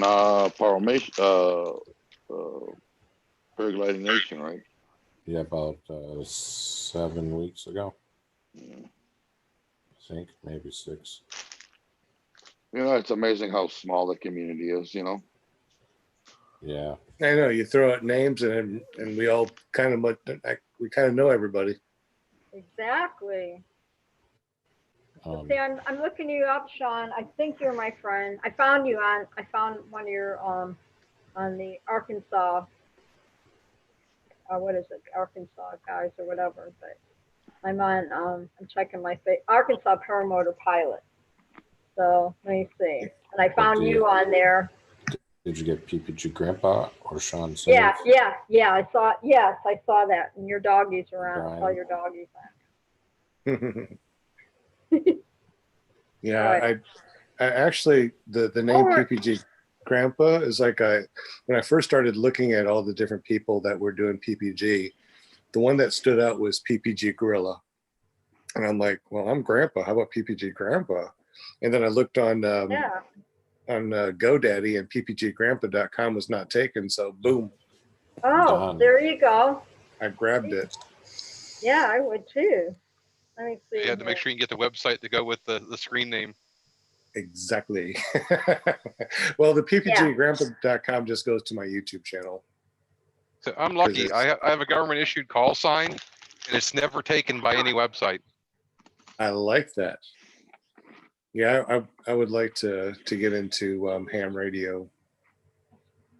Come get your license. I'll teach you. I got my books. Just haven't had time to go through them and get a license. Well, I've had time. I've chosen to watch, I don't know, Family Guy and just drink a beer instead. Many nights I do that. But many nights I'm watching Family Guy and playing on the radio. There you go. That's even better. Okay, Yeah, Sean, we're friends now. I just found you on there. I'm the one that didn't return it to confirm the friend request that you sent me. I don't know how long ago it was, whatever. I just found it on there, so we're friends now. Yay! Yay! Finally, after a year.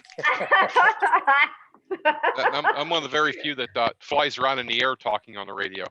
That is really cool. I'm getting a little something from my GoPro that I can connect a microphone to, and I'm going to try to do some live videos where I have a good microphone to do videos while flying, and my Insta360 can do live streaming also. So I'm going to have to try that eventually. I carry an HF radio on the motor with me. But I also use an app on my phone called Zello, which through interconnects we can tie back to live radio. So I can leave a radio on in the vehicle on HF and then tie to it through my cell phone with that backhaul.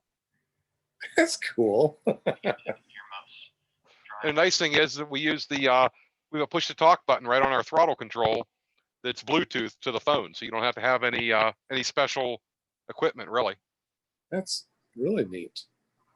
I did a video been 4 or 5 months ago. It's on my channel that PPG Gorilla helped me put together on using Zello for paramotors. It's a nice app. I haven't used it yet. Zello, Zello? Yep. Yep. Let me check it out. Craig, I'm excited about that shirt though that you designed. That is cool. I'm anxious to really get my hands on them and check the Zello walkie-talkie. Yeah, I already have it. How about that? Yeah, you get a little app like that around your radio. Huh? I carry what's considered to be this is actually a radio and has the cell phone and Zello built in. But you That's can cool. Makes it really nice. It's a full DMR ham radio rig with airband. Nick's got everything. Nick has that everything. reminds me. What is a good, inexpensive air band radio that I could get, and how much are they? How much do they usually run? I'd say an ICOM or a Yaesu. I'm more of a Yaesu fan than anything, but around $270. That's what I kind of priced. I was thinking about $250. Yeah, they're not the cheapest radios, but you pay for quality. I mean, yeah, I use most of what's on the bench over here is Yaesu. There's $20,000 right there. I use both the Yaesu and the ICOM. ICOM did me wrong on the ham equipment, so I got away from them. Really? Yeah, I fly in Class D airspace though, so I need contact with the tower. But the Yaesu would do the same thing, but I've had a better relationship with Yaesu equipment, and that's my main, except for Motorola. Yaesu is my main hand gear I use. At least in large commercial manufacturers. I do use the Flex radio a lot. Gonna have to look into those one of these days, I think. Oh, have you guys thought about doing an Icarus race? I'm actually thinking of it. That's cool. I am thinking about it too. Where is it this year? What'd you say, Greg? Where is it this year? Oh, this year? I don't know. I haven't even looked. I was thinking that I'm just not good enough yet. I wanted to be a little bit more skilled and start carrying more things and get up to, doing a cross country and, building up to it, because that's, what is it, like 1,000 miles, right? For the big long one? 1,200 miles. It's a lot of miles. Are you going to do it assisted or unassisted? I don't know. I'm kind of chicken, so probably assisted. I'd like to do it, but that's my thing is I'd like to have some sort of support. Yeah, I'd like to do it as a group, have a support thing, maybe later, maybe in a couple years after I've done a assisted Icarus, maybe I'll try unassisted. The assisted of the assisted of the assisted. Yeah. Well, assisted, you have someone following you in a vehicle that if you have a problem, they come get you. Yeah. You land by them to get fuel. You don't have to basically have someone pull your paracamper. You can camp out overnight when you, instead of finding a airfield with a FBO in it. Yeah. I'd definitely like to try the assisted first. I don't know who in the world would want to follow me for 1,200 miles in a car. My wife doesn't. My wife doesn't even want to go to the airfield and watch me fly around, let alone drive 1,200 miles watching. So. Yeah, you definitely got to call your bros for that. Well, if you want to do it, I've got a trailer, I've got a truck, and I can get a driver. There you go. And mine's set up. I got full air conditioning in the trailer, actually full heat pump, generator, everything. Sounds like, we probably need to go as a group. That would be fun. That would be fun to do it as a group. To do the Icarus race as a group assisted. I think that'd be fun. You could film it, put it up on YouTube. People could watch it and see what the Icarus is all about. Because when you watch Tucker with the Icarus, it seems like it's all fun and games until the clutch sticks and all the little issues that he had while watching his videos. But it seemed like it was pretty easy. Well, it's a stamina thing. If I do it, I'm doing it. Everything's going to be live the whole time. I would have live feeds right from the paramotor down to the vehicle on the YouTube. If you have reception, that's probably the biggest thing. With my hobbies, you think I have a problem with the reception? Yep, that's true. I talk to other countries from my vehicle. I don't think I have a problem getting a signal out somewhere. I'm digging it. Sounds pretty cool. So how does that work? I mean, I kind of, read up on stuff, but you can actually send videos and stuff through ham radio stuff? Yes, I can do video. There's slow scan and fast scan, but we can send video downlinks. We give a little more privileges in like 2.4 gigahertz and which is considered Wi-Fi. There's actually 3 channels of Wi-Fi that are secondary is Wi-Fi. The primary use is ham. And we can run a lot more power on her. You're limited to like 250 milliwatt. We're up to like 5 watts. Wow.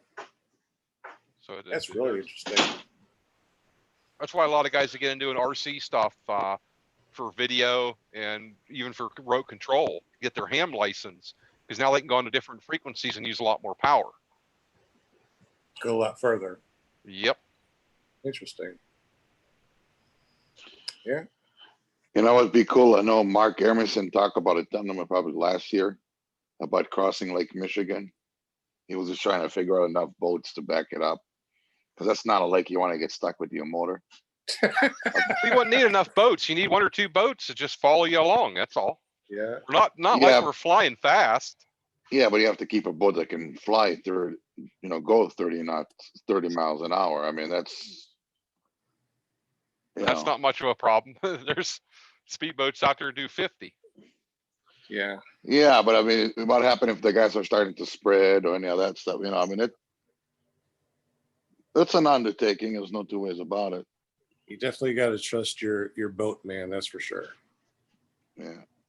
I'd want a large pontoon boat so I could have a aircraft carrier to land on. Exactly. That would be fun. That would be fun. Have we seen Tucker land on a boat before? I think I saw him land on a boat. Jeff Goins said he has a video of it. He did in the Bahamas. Yeah, Jeff Goins and them went together and bought a big houseboat with a large deck on top of it, and they had their own aircraft carrier. Yeah, must be nice to write a book like that and make the money he's making off that crap. Don't be fooled. He's an airline pilot. That's where his money comes from. That's not. I don't think he's rich from the PPG Bible. You think? No, I don't think he makes much off that at all. Yeah, probably not. Publishing cost and what they sell that book for, he can't be making a whole lot off of it. He's captain of 737s. He's had, well, yeah, but he's a Southwest airline. I don't think that. I mean, I'm not. Don't get me wrong. He has a seniority. I'm not worried about him having money to pay bills, but you know. Yeah, he's involved with a lot of aviation-related boards and committees.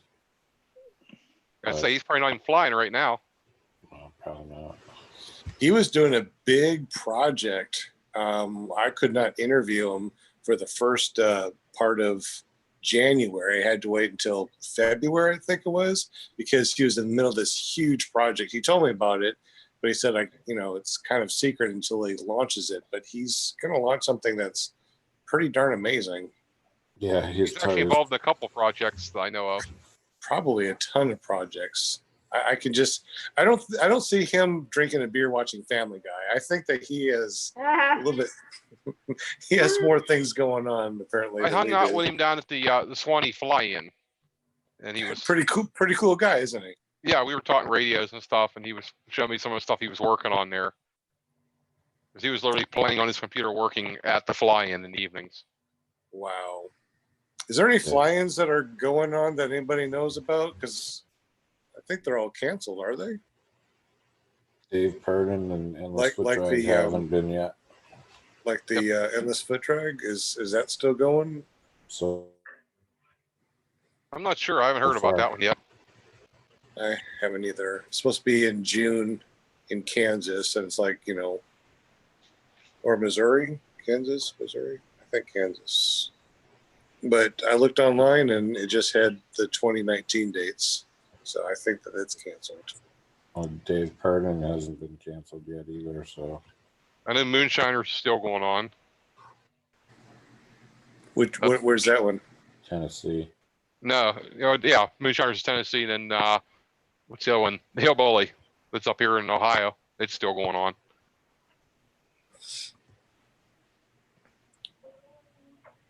Ohio's still cold, right? Right now, yeah, you don't want to fly here.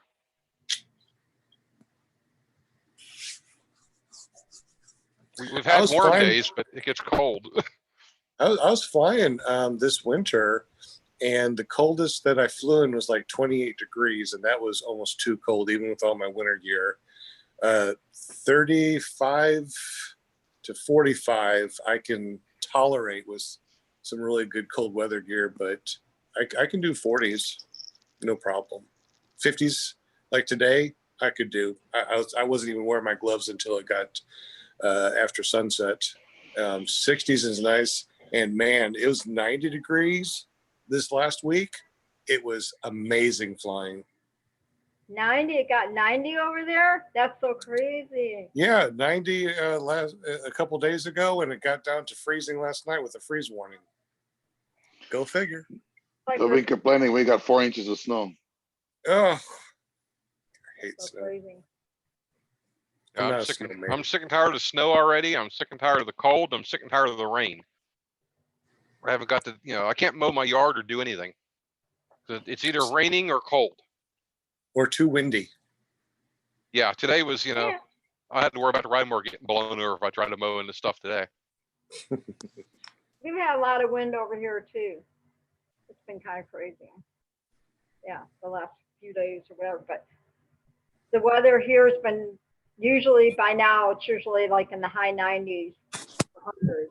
So we've been having so unusual. You can keep at 100-degree temperatures. I don't need that. It would become another winter, so. But once you launch in 100-degree weather, it's nice and cool up there, right? It's like an air conditioner. Maybe, huh? Yeah, if you go up 10,000 foot. Yeah.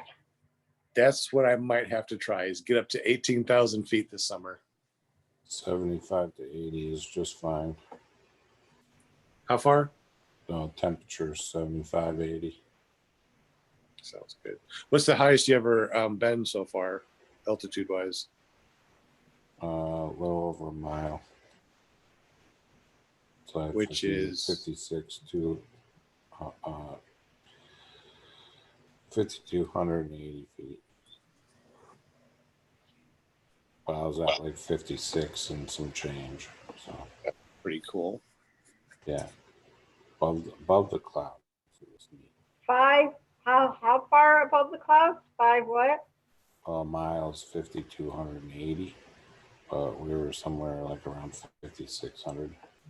I mean, Robert, I was watching his videos and he was flying like 3,000 feet. Yeah, 3,000. So it's probably best not to go any higher than that, I would think. Dang. Who was it that was flying that? He was like way up there in the clouds one day. I forgot who it was. Higher is safer.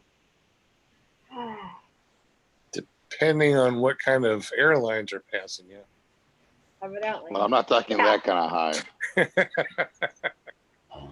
They're way up there. Gonna give that far up. I'd like to try to get up to 10,000 and 18,000. I'd like to try it. 10,000 feet? I would love to get up to the 18,000 legal feet to just 18,000? Yeah, I'd like to try to get there.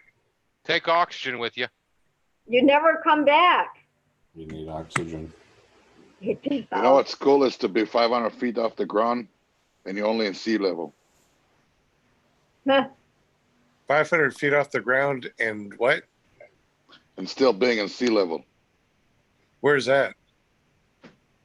There's several places in the world you can do it. That sounds fun. New Orleans.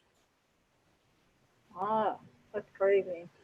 No, I don't think it's 500, but they're below sea level.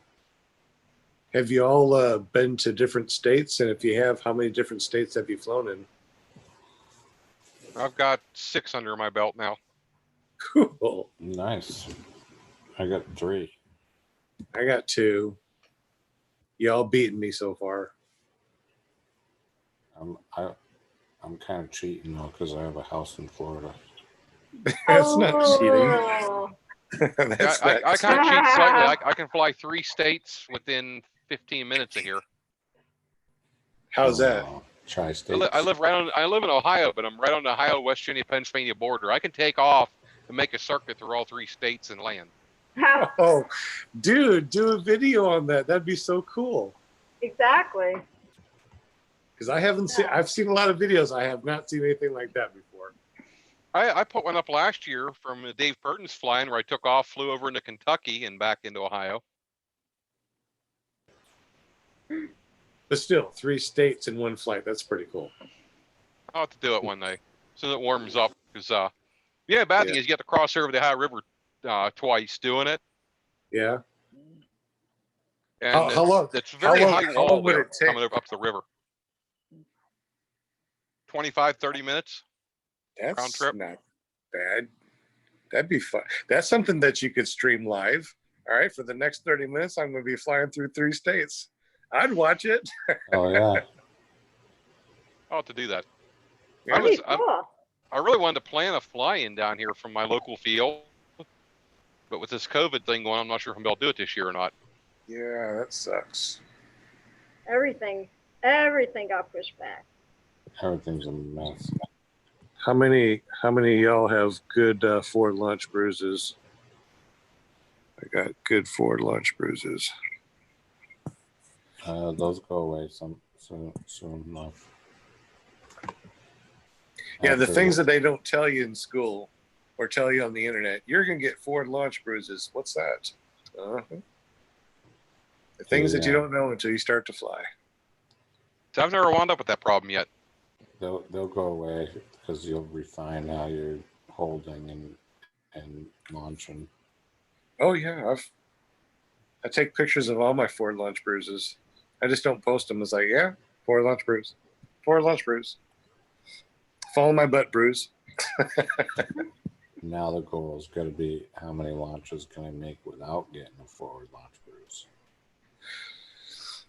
I tried my friend's Spider. I fly my Roadster 3, and my friend got a 28 meter, and my friend has a 30 meter Spider 3, and I tried that the other day, and that thing popped up with almost nil wind with a reverse launch.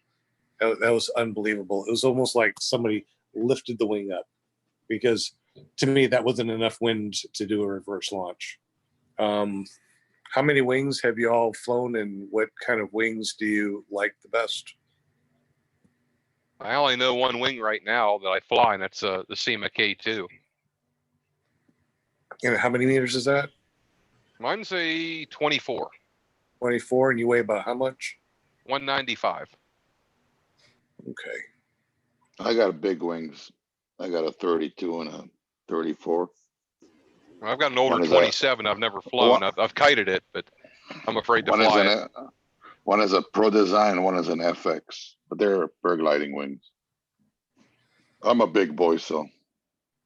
That's basically what my wing is, a paragliding wing. It's a hike and fly wing.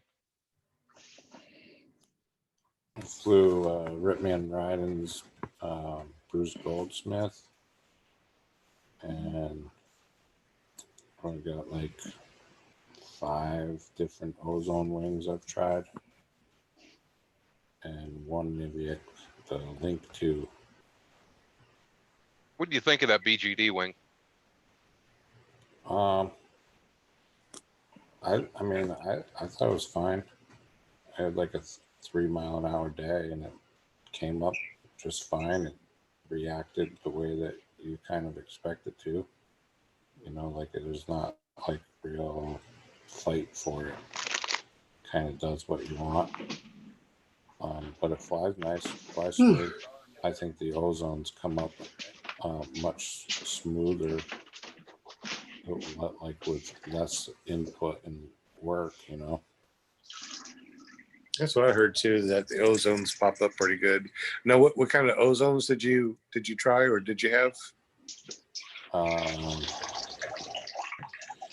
Mojos, which everybody's got Mojos. And I never flown a Mojo. Oh no. Everybody likes the Mojo. And then the Spider 24. I have a Roadster 28, Kona 2, and the Triox 38 I have for the trike. They didn't announce the kiting wings yet, right? Officially. Yeah, it's called the Roadrunner. But officially, it's not been launched yet, right?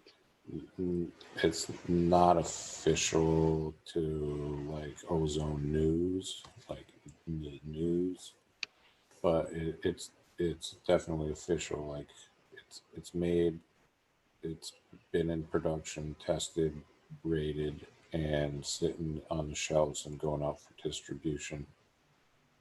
Yeah, isn't that what Aviator's giving out to their students now? They're suggesting, yeah, they're trying to do it for like, let me see, I got a kind of sneak peek email. Because it's like he said he has a big announcement, and all of a sudden it's dripping, you know. And today Kate kind of said something out of the bag a little bit. She let the cat out of the bag. Well, I think she got trapped into it. Somebody asked the way it was question was asked. She kind of fell into the trap. Yeah, that's why Eric brought it up on his show a week or so ago too. That they were going to be. He didn't say what it is. He just said it's a big news, but he never said what it was. Yeah. So, do you want to see? Sure. I wonder what the retail price on it. So Ozone is making a wing just for kiting? Yeah, just ground handling, not for flying. Is it like a? Well, they've had one for a while. They've had the groundhog. They've had the groundhog. So what they're saying is, the Roadrunner is a non-flight rated glider that Ozone designed for kiting only. And they named it the Roadrunner because it's the flightless bird. Like a Roadrunner bird is non-flyable. So it's meant to hone beginner skills with ground handling before training, and to give them kind of a jump on, anticipation of kiting and learning. So let me pull up the pictures of it.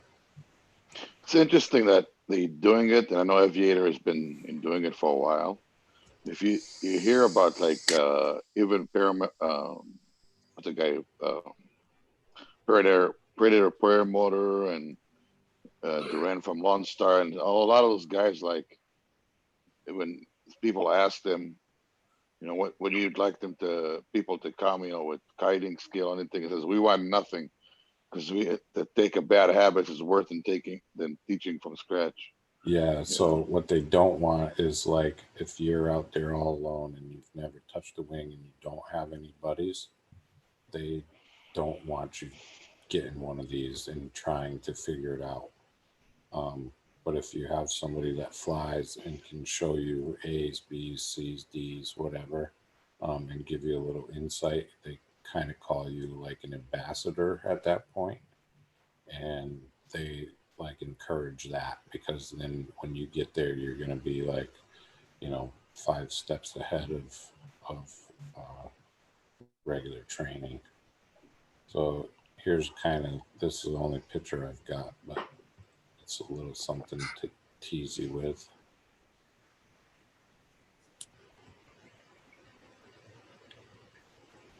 I have seen that image before. Road Runner.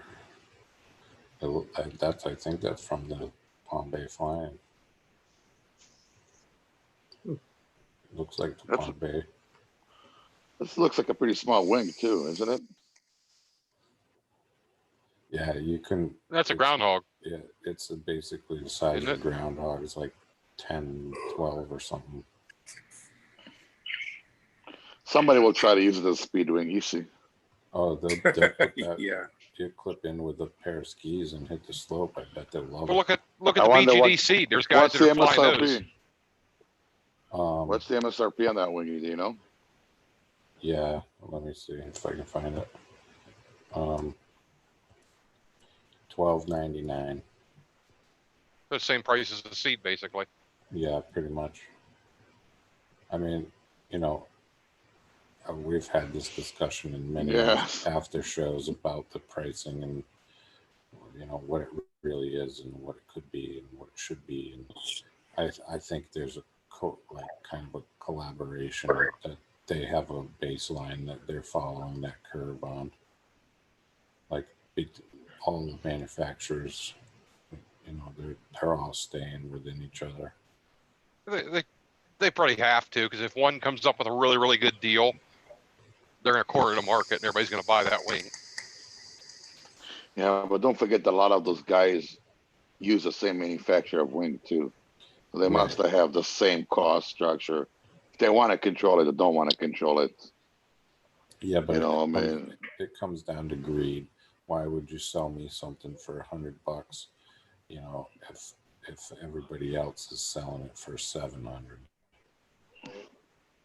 Yeah, but if their cost of the wing is the same, they almost control, you know, when they buy it as a raw wing, you know, because if they use the same manufacturer of wing, they charge the same price, you know, right? The Ozone and Gen or whatever, you know. So I mean, I can't remember who it was that was telling that when they went to see their wings manufactured, they only allow you to be there when your wings manufactured. That's what I heard, you know, too. so the same manufacturer. There's very few of them that make them, and they pretty much make it to everybody. So if the same manufacturer makes it, let's say for Uzun or Dudek, it's the same manufacturer. I'm saying it is. I'm just saying if it is, Dudek and Uzun paying the same price for the same wing from that factory, I'm sure. Well, the fabric's coming out of the same mill, so. Yeah, exactly. Oh, JP's still here. He heard pricing on wing. He jumped on right. He's still pissed about something. What? He still think he paid too much for his wing. I know, he left. Who did?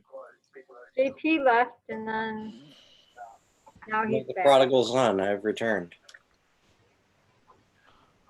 I have to admit, it's different without Walter around. Right? I know. I do. I even I private messaged him or whatever, and he didn't answer anything. So something must be going on because usually he's like messaging me or whatever, or Nick or yeah. How do I get on the after show? What's the number? You know, but he didn't mess. But he was on Facebook a little bit today. Yeah, on my posts or whatever, talking about the bananas. He probably finally had to go weed the garden. He's been putting it off Yeah. for a week. Yeah. He must have been grounded. Something happened. Yeah. Because he didn't.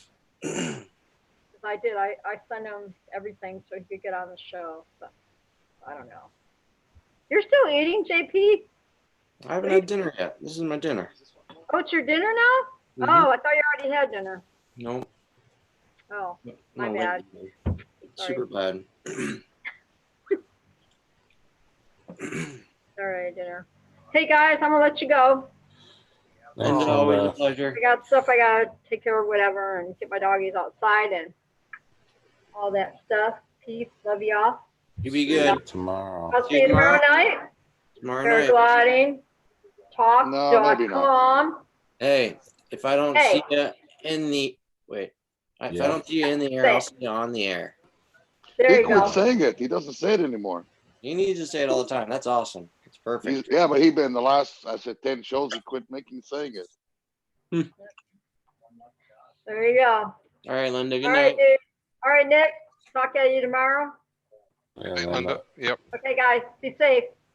See you later. I think I'm gonna hop off here too. All right. I'll catch you guys tomorrow. All right. Okay. Afraid we're gonna play with your Siri again tonight. Yeah, yeah. I am afraid. You know I'll hack it. Yeah, yeah. All right, guys. I'll see you tomorrow. See you, JB. Good night. I'm probably gonna head on out too. That nighttime medicine's kicking in, Ambien kicking in. So I'll never remember what I say. So I better get off now The good stuff. before I have to, my brain doesn't work now anyway. So we'll see y'all later. Thanks for inviting me. Yeah, we'll get you on next time too. See you, Sean. Yeah, see you tomorrow. Bye. Bye. Yeah, it's yeah. Yeah, it's interesting. He quit. He doesn't say it anymore. I don't know why. He just forgot about it. He gets too hang up in the chat that he forgets to do it. He just wraps it up. And goes Yeah, I think towards the end of the after show, he's been so busy with everything.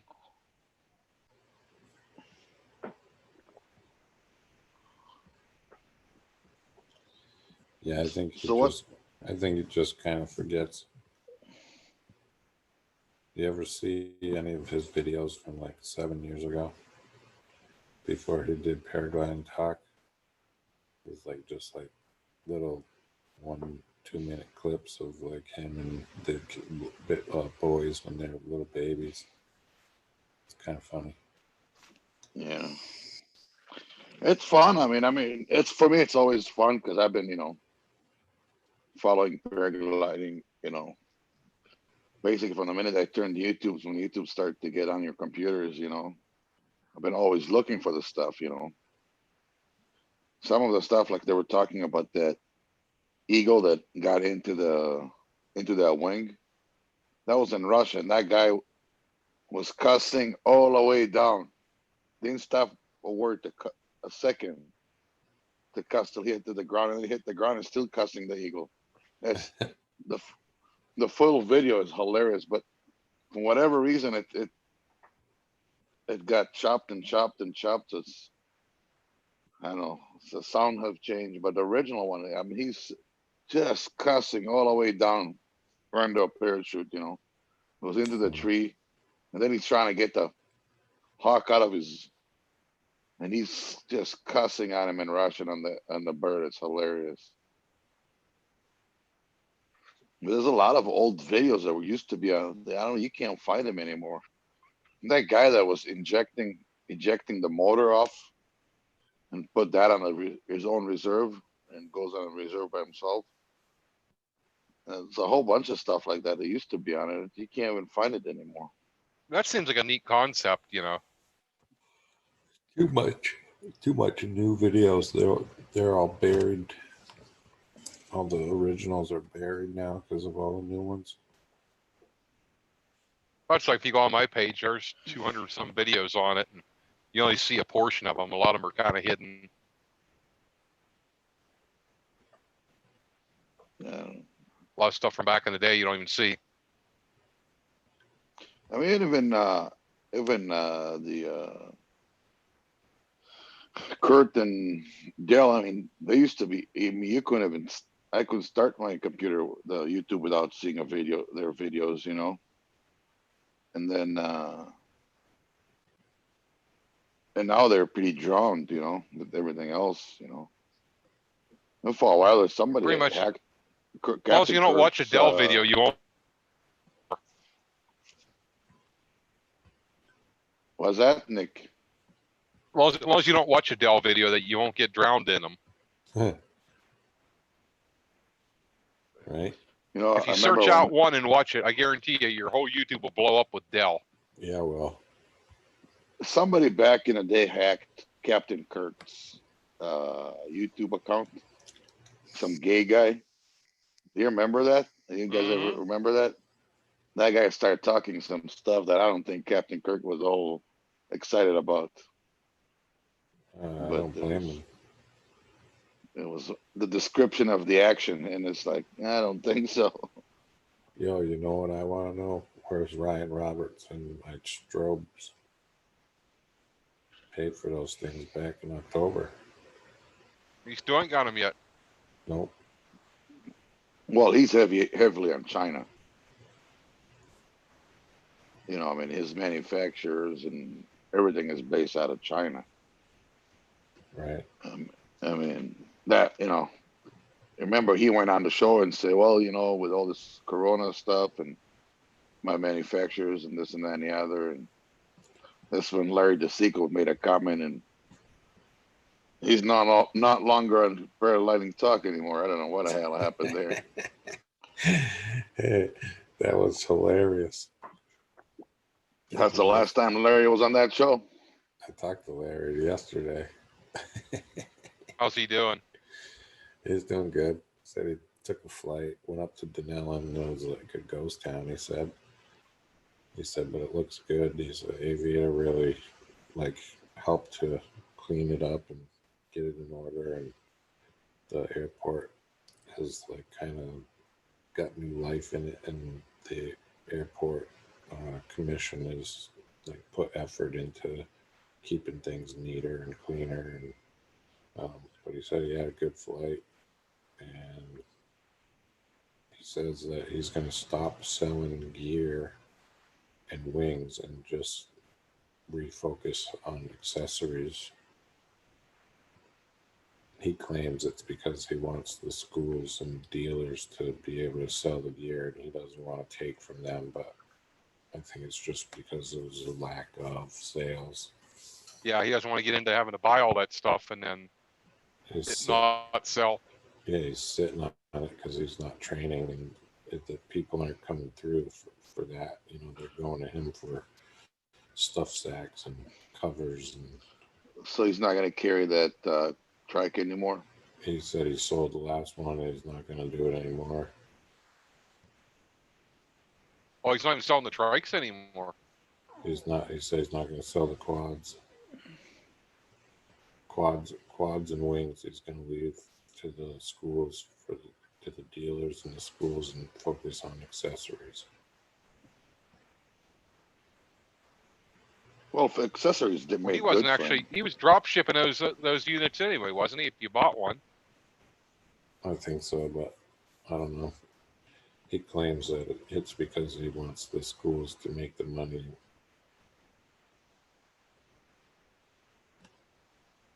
Seems. He seems to be a fun guy to be more on the shows. You know, from the little that he was talking on Robert's show, it seems like he's pretty fun to hang. He's funny as hell. Yeah, I've hung out with him at a couple fly-ins already. He's a blast to hang with. Chris is hilarious. When she laughs, I can't help but laugh myself. We should do an after show with her. I'm surprised David Wolf didn't put Larry on the show as a guest yet. Yeah, after having that thing designed, that reserve. Yeah, the simulator. What is that? It's basically just a It's just a dummy, bag. just a bag, foam filled bag or something. Yeah, they Oh, it's got weight in it. It feels Yeah. like the real deal. yeah, it's got they actually match the weight. So you can like really actually feel how it's gonna throw, same length lines and everything. Somebody, that's another one of those videos that used to be circling on the. Somebody had like one of those. What do you call it? Like a carousel, like the carousel they use for horses, to train horses that they just go walk in circle. Oh, Somebody no. had a build like that, and you connect your harness to it. They start spinning you, and then you throw it, so you feel the G forces when it happens. Having the Oh. idea. It's somebody used to have it. I want to say it was a Blackhawk YouTube, but I don't think that thing was something that came out like a suggestion after you watched the Blackhawk video. To try to throw, show you how hard that could be when G forces are working against you. Yeah. And Yeah, when you're how about if spiraling you- out of control and you're all dizzy as hell trying to throw it. and gift wrapped. I mean, I know I had my That'd be hand experiment. heading towards Round it, it, and be blindfolded. yeah, I remember how hard it was to get to it. I got just lucky that the wing ended opening, but that was a hell of a woof.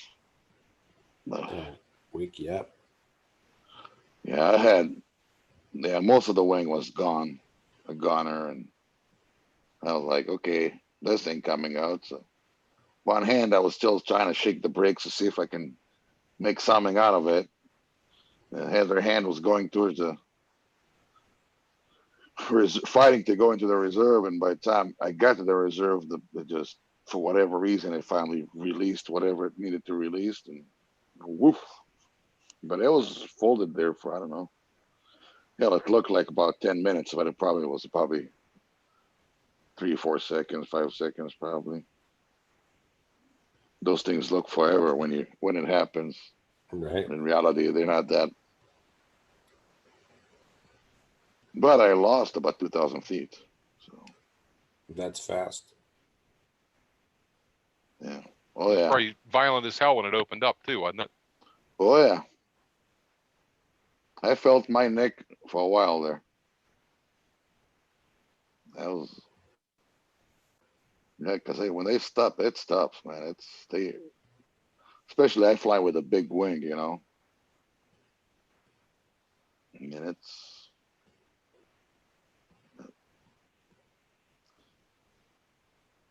yeah. I may or may not have to go change my undies. Yeah.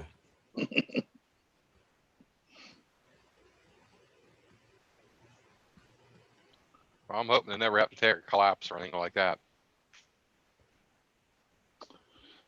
It's a lot more coming in free flight. You'll fly a little rowdier air. And you're trying to catch the thermals or catch the ridge lift, or you're trying to catch air movement. So you're falling Yeah. in and out of lift and sink real quick and getting twisted. Exactly. I mean, it's not like you're just pushing the throttle trying to fly through it. When you're going on a whatever draft or whatever direction you're going, there's no button to say, okay, I'm going this way, and try to force the wing to stay open. When you throttle forward, I mean, you're actually getting the wing to get a lot stiffer. When you don't have that extra thrust, and you're a little on the lighter side of the wing, you're screwed. Yeah, so we carry our thermals on our back. Yeah, so it's a lot more common that they happen, and probably if it happened to me probably, I'd say probably in the first 20 flights. So there's a lot of more of still scared, pucker factor. Plus, it's like a holy shit, and you're like, maybe I'm not that invincible. I better not drink all that beer I have in my Camelback. Maybe that cigarette, the third cigarette, still better stay in the carton. Yeah, I haven't figured out how to get one out and light it while I'm in the air yet. I can have one on the way up, but like this. That's how you do it. This up, get the lighter onto the shirt. You're good. That was one of the positives about having a vape. You can get it in the air. Yeah, I have a vape I carry with me just for that idea. No, I could not get into the vape business, man. I just could not get used to it. So I said, screw it. I just quit smoking. I went from 3 packs a day to nothing. I would do that. People would die within a day. Right. What is that? If I did that, people would be dying within days. No one would want to work around me if I don't have a cigarette. I don't know. I wish I could smoke 1 or 2 a day, but I know I can't do it. So if I do it, I go back riding 2 packs minimum a day. And no, so it was time. It's time to quit. I was down a day for a while. Now I'm back to 2 again. Mainly it's being stuck in the house, nothing to do. Oh, don't go me the tough. I mean, you could see I'm sitting here with a bunch of cookies. That ain't gonna help you get in the air. I can tell you that. What, eating cookies? Yeah. Well, always it is what it is. Always, that just makes your wing size have to go up. Always go on wheels. I'm going wheels, man. Yo, did you see Gorilla? He's gonna try to lose 40 pounds in 3 months. Is it 3 months or 3 weeks? There's no way in 3 weeks. That I think should be he wants to. It got me. He bought the new rig because he wanted to foot launch with it. Now he's talking about buying another rig for foot launching because he don't want to take the trike apart all the time. I know, lazy bastard. It doesn't only takes a couple minutes. I tell you what the thing with what, at least my opinion on that, or my thought, I shouldn't say opinion, on foot launches. I have already had, I won't say a bad landing. I would just, you never know exactly where you're going to land.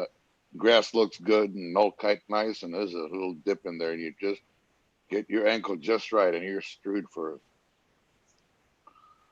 the week, and it may not break it or want to crack it or anything, but just that muscle gets annoyed on you, and I don't want to go through it. And this, I'm in my 40s now. I just don't want to deal with that. I'd rather have wheels take the brunt of my legs, If I get a trike, it's gonna be one of those, like the PAP, where you can just pull 2 pins and lift it off. Greg can just take a screwdriver and fix that ankle, but we don't have that. Yeah. Sometimes. I've had. You got the now yours the regular Prostex, or you got those weird looking like springy deals? No, I tried one of those. I didn't like it. It was too felt like I was gonna do the hell you call it, freaking cartwheel. Oh. But some people like them better. I see guys with them all the time. I was wondering, it seems like you're walking on big springs. I mean, yeah, it's funky, and the guys that use them all the time, I don't know. To me, they're just awkward. Like if I'm wearing pants and walking normally, it's hard to tell that I've got a prosthetic unless like I'm getting out of a car, going over upstairs or something like that, or if there's a sore on it that is like hurts. But those guys, if you watch them walk, like you can see like their hips are all out of whack. They're like, they're not balanced properly because they're really made for running. They're not really made for like. You're not thinking about going to the Olympics, Greg? No, thanks. No, but when I was, that guy that was in the Olympic, what they call him, the Blade Runner, or whatever. I chopped his wife, shot his wife. They call him the South African OJ. Yeah, because he was. Yeah, you heard the story. What happened there, right? Yeah, with the evidence. They made a movie and everything. The door. It all went to a door, his bathroom door. And they don't know how, but mysteriously, the door disappeared from the evidence locker. Nobody knows where it went. How? I mean, it's not like you're stealing a knife from an evidence locker, or it's a freaking door. It's not like it's a fucking kilo of coke, Yeah. A fucking door. Yeah, how do you lose a door? One of the so janitors. That's what got them off. One of the janitors thought it was there for something else. Yeah, probably cleaned it, thinking they need to clean it and put it back up somewhere. I mean, that place is so corrupt, South Africa. I mean, when the whole thing started, I was in South Africa. And I was like asking this guy, what do you think it's going to be? And he says, I guarantee you that's going to be our O.J. Simpson moment. It's going to go forever. It's going to be on TV ever. And when it's all said and done, he's going to walk away because something is going to be missing. And sure enough, that's how it ended. What gets me with that O.J. incident, anyone else would have been in a police chase like that had the vehicle shot at or spiked or something. They had, 50 cars chasing it at 10 mile an hour? I swear to God, they have like an extra 50 police cars in LA just to do that shit. You watch any other police chase, though. They spike strip them, they block them in, they pit maneuver, they do whatever they can to stop them.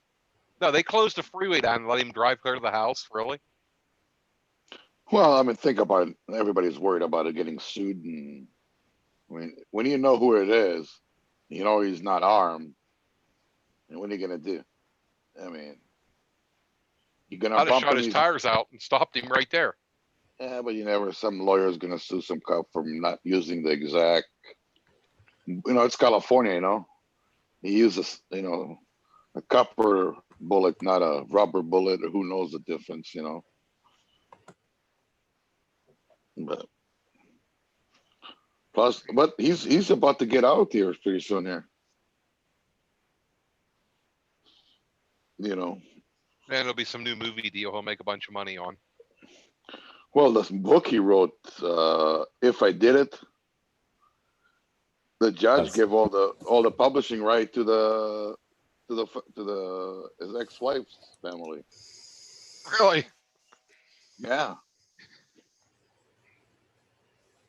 He thought he was going to make some money off the deal. If I did it, and he basically wrote how it did it. If I did it, what a dick. Oh, the glove doesn't fit. What? No shit. That was such a dumb deal. Oh, it's totally like a slap in the judicial system. Not that much worse than the town meeting tonight over here.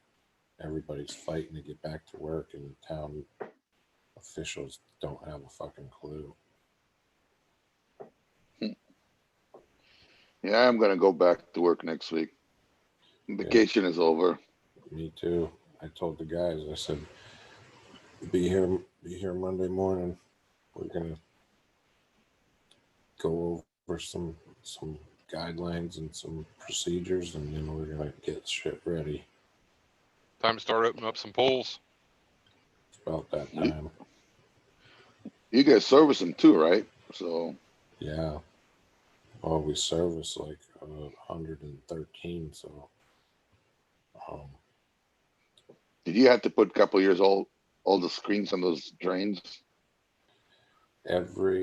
depends on them, but most of those drain covers are 7-year covers. Some are 10. I'll dive on them and check them if they're not pools if we didn't build the pool and I don't know when the pool or who built it, then I'll dive on them, take them off, and check them. I remember it because it's all happened based on that girl here that sat on it and got all her intensives out. Yeah, Virginia Grant Baker.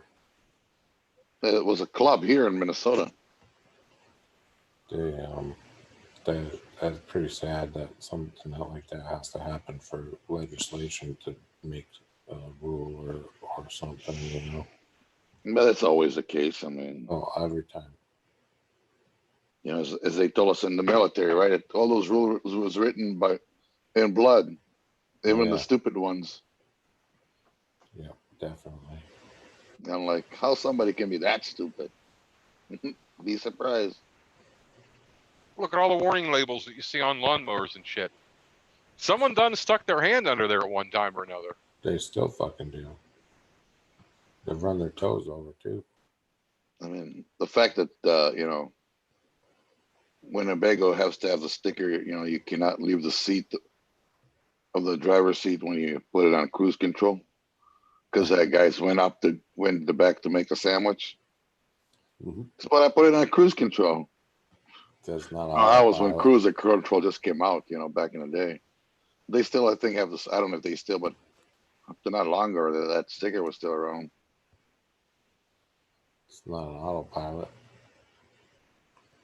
I mean, when I got the microwave, I don't know, 3 years ago, I had a, you know, on the warning, you know, do not dry animals, and I'm like, who puts his cat into dry them in a microwave? I mean, come on. But if somebody did it, obviously someone did it. Then he could have lunch. One I always got was on the new curling iron. Just says, "Do not insert into any orifice." Really? Yes. Yeah. Who's trying that? Oh my God, she's kinky. I wonder if they turn it on first or not. Yeah, get it hot. Yeah, Jeff Foxworthy has a whole bit about it. A buddy of mine runs a website of nothing but stupid labels. Bill Engvall. Yeah, it's like if you go to hotels, I stay a lot in the hotels and stuff. On the fire alarms, on the sprinklers, there's always a sticker that says this is not to hang your clothes on it. Oh yeah, not a hanger. And I'm like, seriously? And people don't realize there's just a little glass thing that holds all that pressure. Yeah, you break that glass vial and all of a sudden water comes shooting out. Oh yeah, ton of it. Yeah. But if you break one, it pops all the rest too. Normally, I think it does. Yeah, because it's the pressure. They fall out of the room. Yeah. Like depends what system you have. Depends. Some of the system. Yeah, some of the system it has to individually break. Some. I mean, there isn't any of the old combo systems anymore. All the ones now, it's each individual unit has to break. No, like you look at freezers. I mean, you know them. They're dry systems, so there's no water. But as soon as you drop the pressure, the air pressure. Yeah, the water starts flowing. It's flowing everywhere. Yep. Yeah, it won't come out of all the outlets though. It only comes out of the ones that break. All of them, because it's basically an open nozzle. That's all what it is. You're talking about the total dry systems with that has a secondary set line on it. Yeah. On ones like that. most of the dry systems, they use the same nozzles that you use on a wet system. The only difference is back at the riser room, there's a valve in there. It's a one-way valve. They seat it. They pressurize the whole system with air. As long as there's air pressure there, the water doesn't flow. You break a sprinkler head open, water flows through the whole system, but only the one that broke is the one that gets water coming out of it, unless other ones get heated up. That's in theory, but what happened is if you look the size of those pipes, when that water rushing into and they only have to go to one head, it breaks that, the rest of them. Yeah, that pop some other ones hammering off. pops a whole bunch of them, and then it's a mess. Yeah, I've been in freezers that it happened. That's what you call hydro locking when you leave the air to hold the water. Yeah, there's actually a valve back at the in the riser room. I actually worked on them before, and they're not fun. I was at a site 2 years ago. The guy knocked one off with a cherry picker, and I heard the hiss, and I told the guys to run, and a couple looked to me like, I took off running before the water come out. It's just nasty brown water that shoots out of those things. You do building renovations quite often, they get tripped.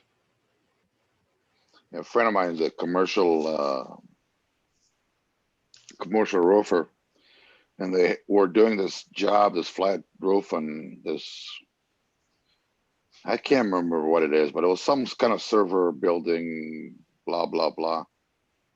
So they went and they made sure and plastic cement all the cracks and everything, and had it inspected and re-inspected to make sure there's nothing drips through if they, and sure enough, they start spraying the tar. One drop hit perfectly one of those heads and triggered, and it was millions of dollars worth of insurance claim there. It's like, poor guys. I mean, they try to do everything. They just mysteriously just got right in that one, hit that one perfect, So all it takes is one. Yeah. So you do mostly with private school, Greg? What's that? So you mostly do private pools? Yeah, they're probably 99% of them are residential, and then there's a couple of commercial summer clubs, tennis clubs, swim clubs, hotels. There's a few hotels here that we do. Years ago, I did the CPA, the commercial pool operator, whatever certificate thing. Oh yeah, the CPO. CPO, yeah, that's what it was. And but then after that girl got, died from that drain, yeah, they had everybody redo it, and I was like, they still have the CPO, but it's kind of it's accredited because the state, all the states still require it, but they have what's called the PPSO now, which is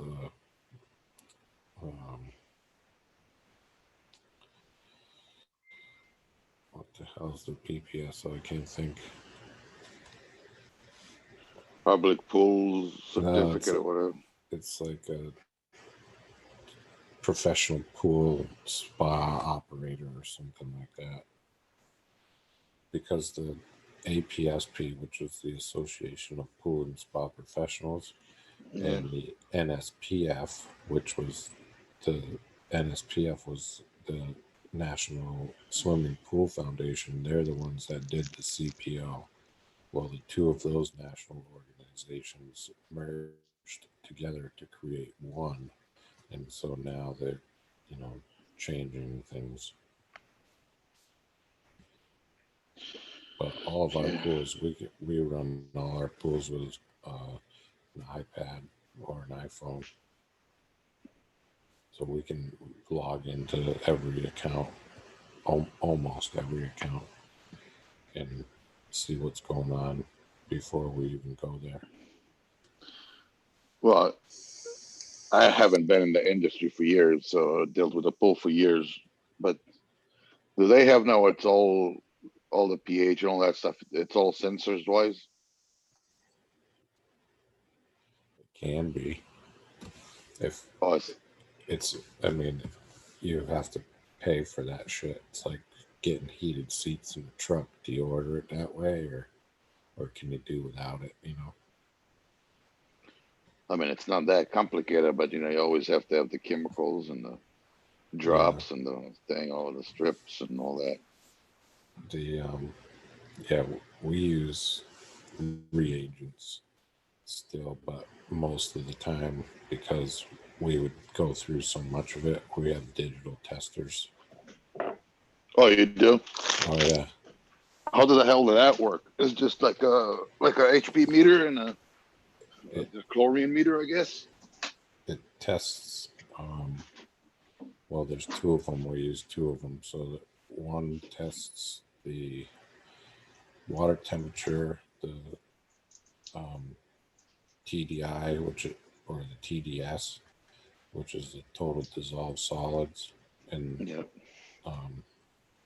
alkalinity and pH, and the other one basically does like your chlorine or salt or whatever. We don't use much chlorine. We use salt. So it's mostly salt chlorination.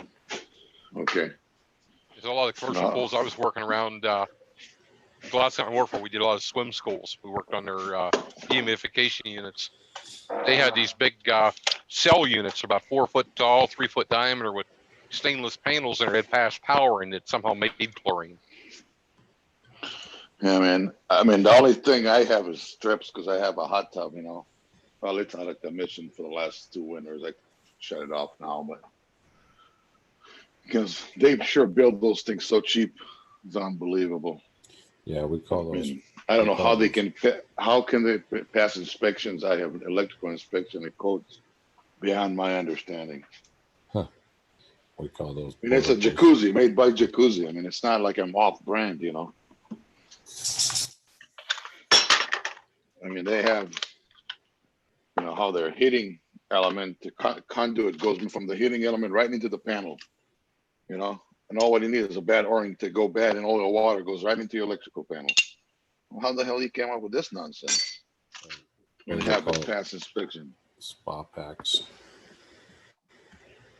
So it's like, but then I was thinking, actually, what I was thinking to do, I don't know if I will get to it or not, is pull all the electronic up, find a heating element, a good one. And I have PLC touch screens. And I pull out of all the equipment and just use that to control all the back. Just basically just leave the heating and the pump and the plumbing part of it, but everything else just, make it control with PLC, and that's it. Instead of all them relays and all that nonsense. But for that, you need time and energy to do it. So that's why it's been sitting here, and I haven't thrown it away yet. But time to program the PLCs. You certainly need relays. PLCs aren't. Well, I have to have motors start, for the pumps, but it's about it. Pumps and the heater. And the heaters, yeah. So I have three solid state relays. That's about it. That's all what I need. There's no. I mean, all that board. If you look at that board, which I already bought 3, man, is that Jacuzzi brand's junk. I swear to God, though. Never buy one. Jacuzzi. I can't complain. I got it for free, so I guess I can't complain too much. But we got a Dimensions 1 here, and we got a lot of high tech stuff on there, and the boards are not cheap. Dimension 1 is pretty decent. Yeah, Jacuzzi is like, I mean, if I try to give somebody a Jacuzzi brand, they would be like, get that shit out of here. Like they would tell you. But tell you what, the one thing I will give them. I live, it can be 20, 30, you know, even 50 below the windshield outside. And my bill average on the winter, and the worst thing on that hot tub is $16 for heating. That's not bad. That's really good. Yeah, it's not bad at all. I mean, I have a friend that has I mean, mine's, you know, probably 10 years old. And he has a brand new one. I forgot what brand, but he pays some fancy. It's like a hot tub with a swimming thing and all that crap in it, you know, all that, whatever that is.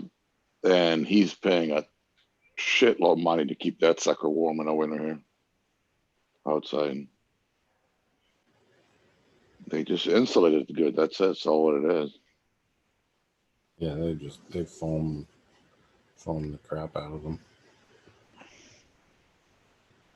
Good enough. Good for me. Right. Sucky for somebody who's trying to change jets or anything. One thing I like about Dimensions One is their heater system is a small tube heater, and they've got their own little tiny pump that runs just for the heaters. You don't have to run the main pumps to heat the water.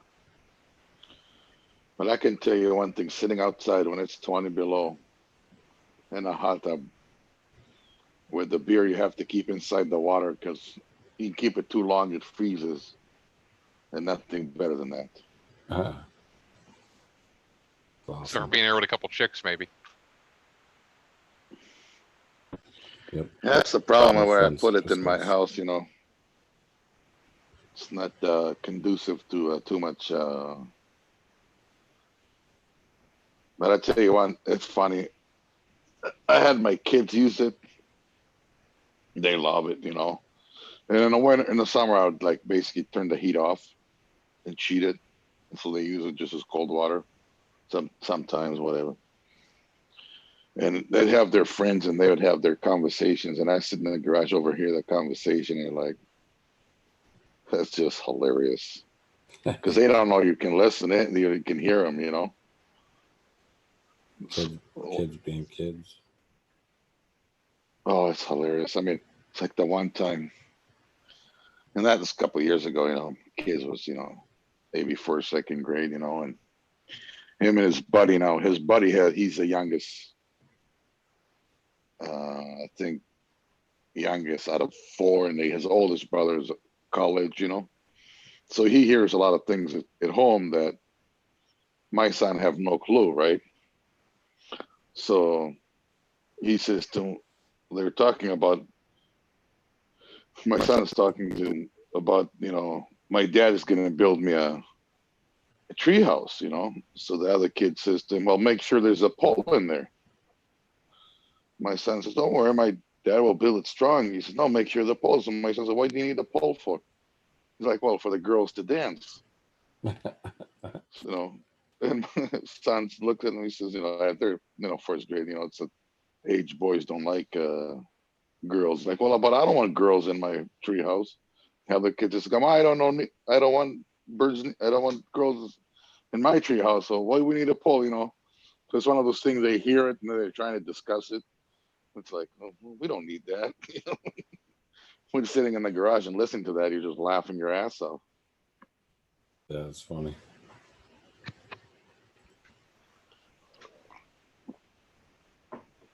Yeah, no, I probably will get another one, but I'll fix it. I don't know if I fixed this one. It's too.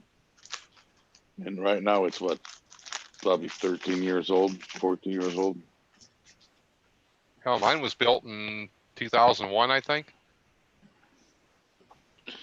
So a friend of mine bought it originally, and he called me, and basically the only person that ever used it was me when I came to visit him, you know. And he had it for like 2-3 years, and then he decided to sell the house and move to Florida, you know. And he's like, hey, do you want a hot tub? I said, yeah, but I ain't paying for it. He says, yeah, but you're the only one that ever used it, so just if you can take it out of here, you know, it's yours. I said, okay. I paid that guy $300. They came up, they have a special lift, so you don't have to break your back for it.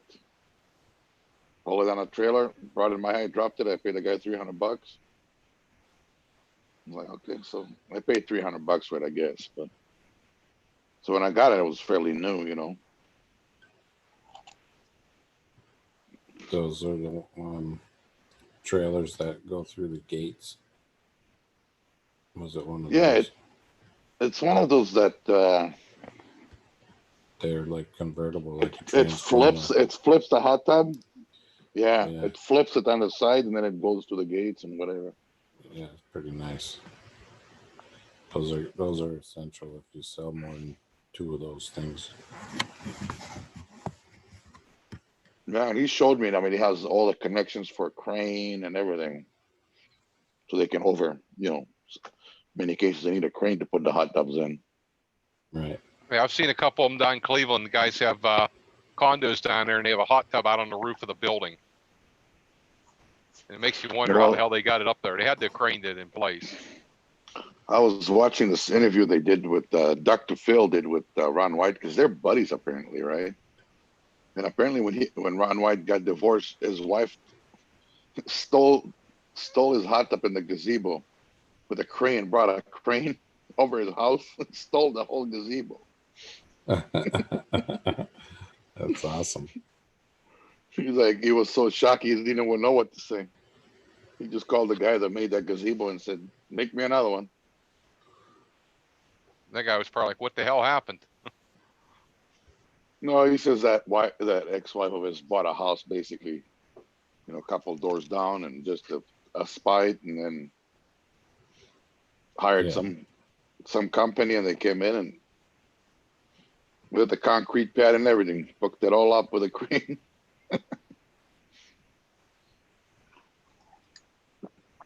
I think it's funny. She didn't want it. She just didn't want him to have it. Yeah. But no, so no, I like hot tubs, but I mean, it's just a pain in the ass to keep them chemicals. I mean, I don't know if it's just in the winter it bounces like crazy. I don't know why, but Is there a cover on it? yeah, Yeah, that's probably why. there's about, I don't know, that 4 or 6 inch The 3-pound thing foam. covered in leather or whatever, or leather, whatever they call it. They call it 3-pound foam. Yeah, no. I don't know why they call I know it they don't 3-pound last foam. for I tell you, that one on nothing, mine weighs about 200 pounds, and you try to take it off. Yeah, exactly. Well, the thing is, you know, they keep breaking. I think I bought 3 of them already so far from the snow load. If you don't pay attention, man. And then that's amazing. You have, you know, that temperature of the water, and all of a sudden, you know, above it is just piling of snow, and it just, you know, if you don't shovel it on time, it will collapse it down into the system, you know. So it's a good insulator, but it has no structure to it whatsoever. Yeah, there's one of those dumb stickers we were talking about on that. So do not sit or stand, not for weight bearing. At least they're made with that sticker. They usually don't stay on there too long. And then I had to put locks on it because the county is giving me grief because my wife has a daycare, you know. Oh, yep. I'm like, if those 4-year-olds can lift up that heavy weight, you know, they deserve a swing. Well, shit, hard enough for us to get in there. I got mine set up. You flip up the first half, and you push the whole thing off, and it's on like a hanger. Swings it off the side of the tub. Oh, nice. You got lift assist. Yeah, you need it. That thing, I got a big one. And that lid's more than I can handle myself. That's my lift assist. Right. A lot of times I go out just me and the old lady, I just flip one side of it open. There's enough room for 2 or 3 people in there, one side of it open. I do that sometimes, but it's just, I don't know. It's the way it folds. it's just not comfortable to come in from that side. It just because you have the filter there and you have that anyway. So just the controller and everything that on that side. So I wish that it would go to the other side, but you know they didn't build it that way. And it didn't bother me enough to change it. And it's that.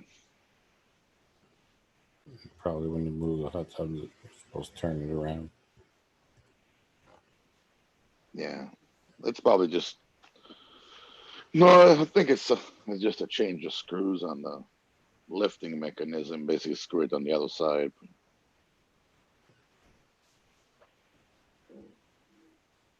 So what? So you're thinking he's going to start opening pool next week? Yeah, I'll bring the guys in on the 20th and have them start going through stuff and getting trucks in order and make sure everything's ready to go. Kind of give them a rundown on our procedure for the year, because we already told our customers, look, when we show up, be scarce. We don't want no interaction, you know, stuff like that.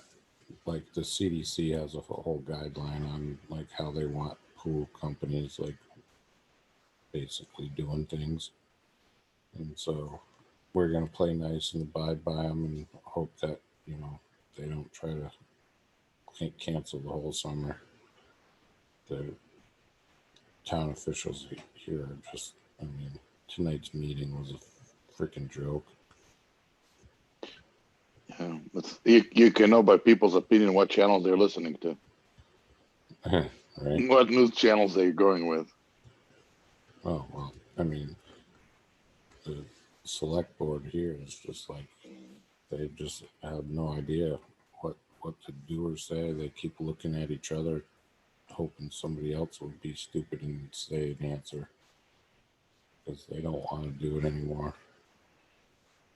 But so this is what the biggest argument was tonight was, right now we're at a full-on stop work, right? They canceled all or stopped all building permits because they couldn't stop the day workers from coming from the mainland on the ferry.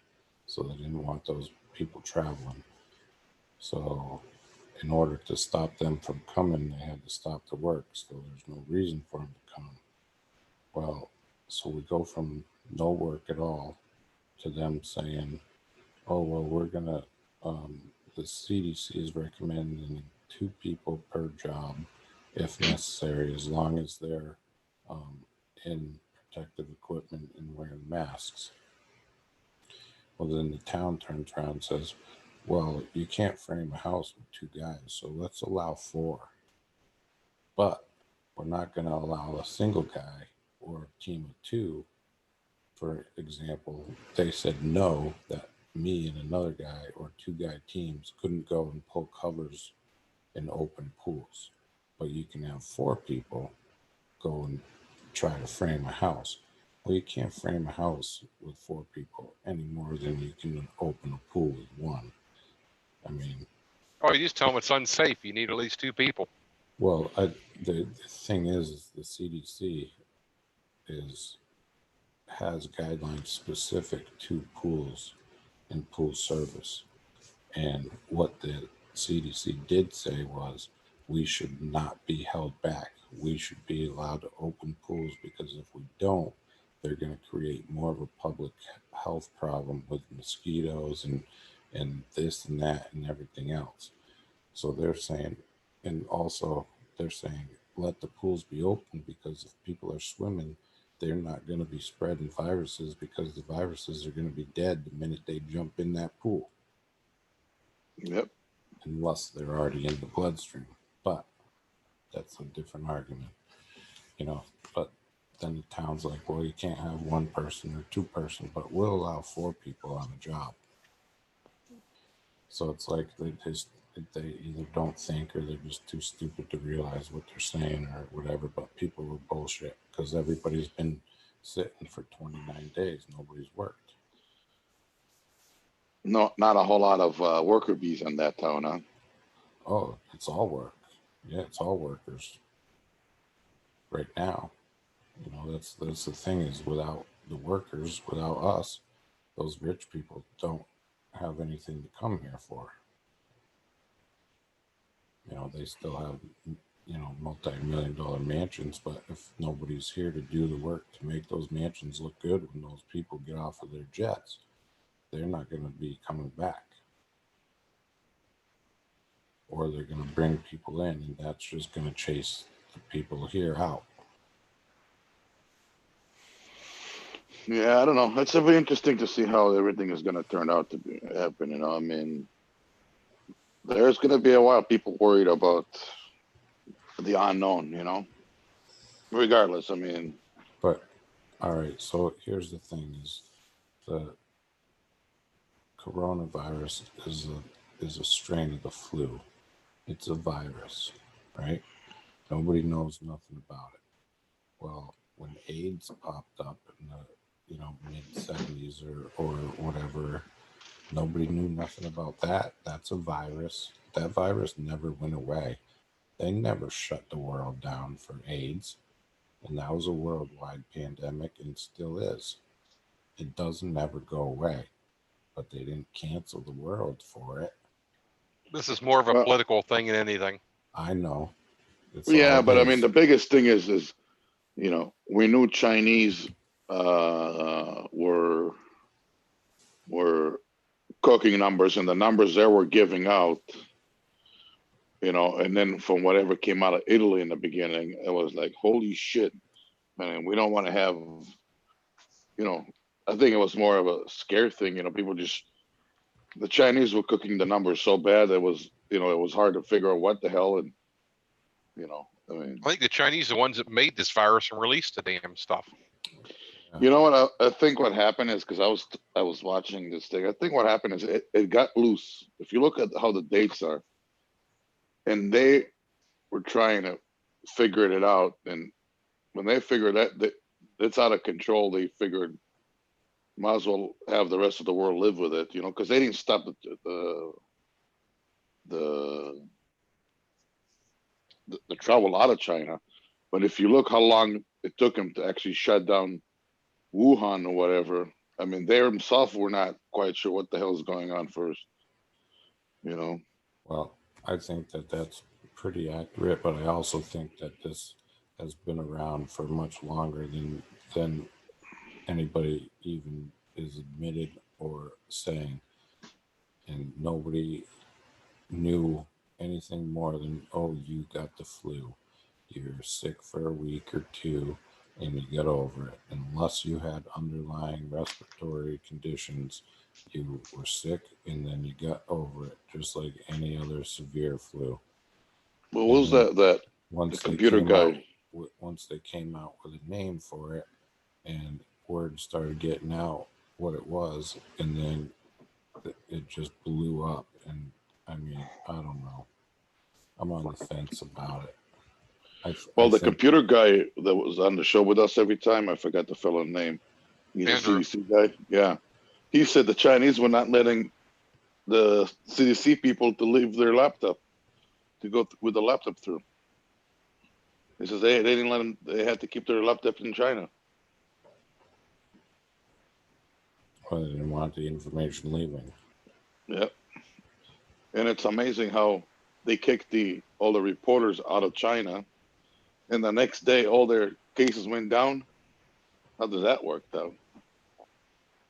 Well, that's because they're not reporting anymore.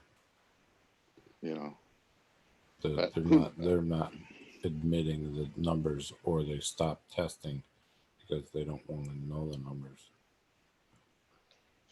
Yeah, I swear to God, I had that corona in February. That's what I'm saying. There are people here that think they had it in December. They probably did have it that way, and a lot of us just got sick, got immune to it, and we're fine. That's what I flew out, and some Chinese lady was next to me coughing like it's nobody's business. And man, I got to the hotel the next day, you know, I could barely breathe. I mean, I literally came out of work and I was like, I was too exhausted to even be able to get to my phone to do 911, and I just like, you know, it felt like somebody sitting on my chest, and I knew it was not a heart attack because I had one of those before. But I mean, it was like holding, you know, it's like I was like, I could barely breathe, you know. That's kind of one of the reasons I quit smoking, because like in the beginning I thought that's what was causing. I thought it was just, you know, a bad cold, or you know, something that just, you know, that and smoking, you know, made it worse, you know. But you know, it took me a couple of weeks to get off of it, get out of it, and then, you know, a month later they're talking about Corona. I'm like, oh, that's probably what I had. Yeah, that's what I think they're using it. My personal opinion, I think they're using it as a whole political thing over this whole Trump debacle and covering up everything else that's been going on. Well, I think it's the Trump haters that are trying to make him look bad, and he's taking precautions based on what the scare tactic is, and if it's all for nothing, then they're gonna all point fingers at him and say, "See, you're the idiot." Oh, was I laughing the other day so bad when when Trump put the TV screen and put their own words against himself? Oh yeah, And that media thing, that was funny. I was laughing. I said, "No, you didn't. Oh, this is just too good." I mean, like you him know, or you hate notice him, at the end of it, all the it's just media people were hilarious. questioning, you know, who made that for him. They were just I didn't care about that. I just like, no, he didn't. You know, it's like, I mean, you like him or hate him, he trolled those people like it's nobody's business. Well, they've That's been trolling him hilarious for to how many me. years now? It was time for a little payback. Yeah, I mean, but can you see any of the last, you know, 4 presidents pulling stunts like that? None of them. No, not Bush, not Clinton, no Obama. None of them would be pulling that kind of crap, you know. But granted, they didn't have the internet neither, and So one Twitter of and the all that best stuff. internet memes I've seen recently was, you know, tell them there's no election until 2024. See how quick this coronavirus goes away. Right. Because I guarantee it'll all of a sudden everything will be open and the economy be back to where it was. You know, and the other thing is, you know, as much as we hate to admit to it, the coast still control what's happening in this country. And since the coast got hit so hard, you know, that's why everything went that way. But I think it's a bad strain of the flu, and I mean, it's definitely mutated and people are dying more than normal, but I mean, if you know it's there and you're prepared for it and you dress appropriately and go about your business, there should be no reason why that, you know, how the hell do you cancel the world? You know, stay at home. The whole world is in a stay at home order. It's like, what the hell? Yeah, they shut the whole economy down for nothing. yeah, I'm kind of screwed because I'm based out of travel, and I have to travel for a living. You know, fly in airliners, and you know, a lot of those guys don't want me to fly down there. You know, even they need me to go down there because they're afraid if I sit in an airplane, I will bring the crap, you know, to them. You know, and I'm like, you guys realizing that the most safest thing now is to go in an airplane? That things are. When I flew last time, man, that thing was. I mean, you get drunk just from all that Purell alcohol on they spray in their damn thing. Just from walking in, it's like, well, woof, man. That's like, you know. You can always tell them, you know, to rent you an RV and pay for the fuel, and you'll drive up there. Oh, this is in discussions. That'd be a way to do it. Then you can take a little vacation when you're driving around. You know, get to see the country. I looked into 2 rental companies, and the big ones, and they said nope.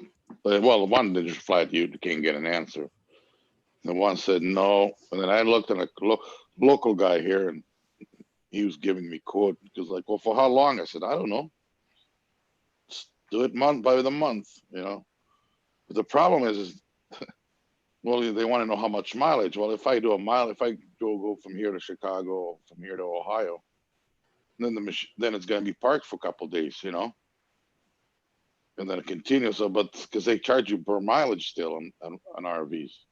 Jesus, might as well rent a U-Haul. They still do that shit for those too. Yeah, so I don't know. I have a job here, and I'm going to go on Monday. It's only about, I don't know, half an hour drive into Wisconsin, and I have another one, a driving distance, probably 20 minutes from here. So, but so I'm kind of lucky. That's usually I don't have those kind of close jobs, but all my international work is shut down. Even though it's more of a pain. Even though it can be more of a pain, why don't you see about renting a tow behind motorhome, and then just take a truck or rent a truck? I don't know.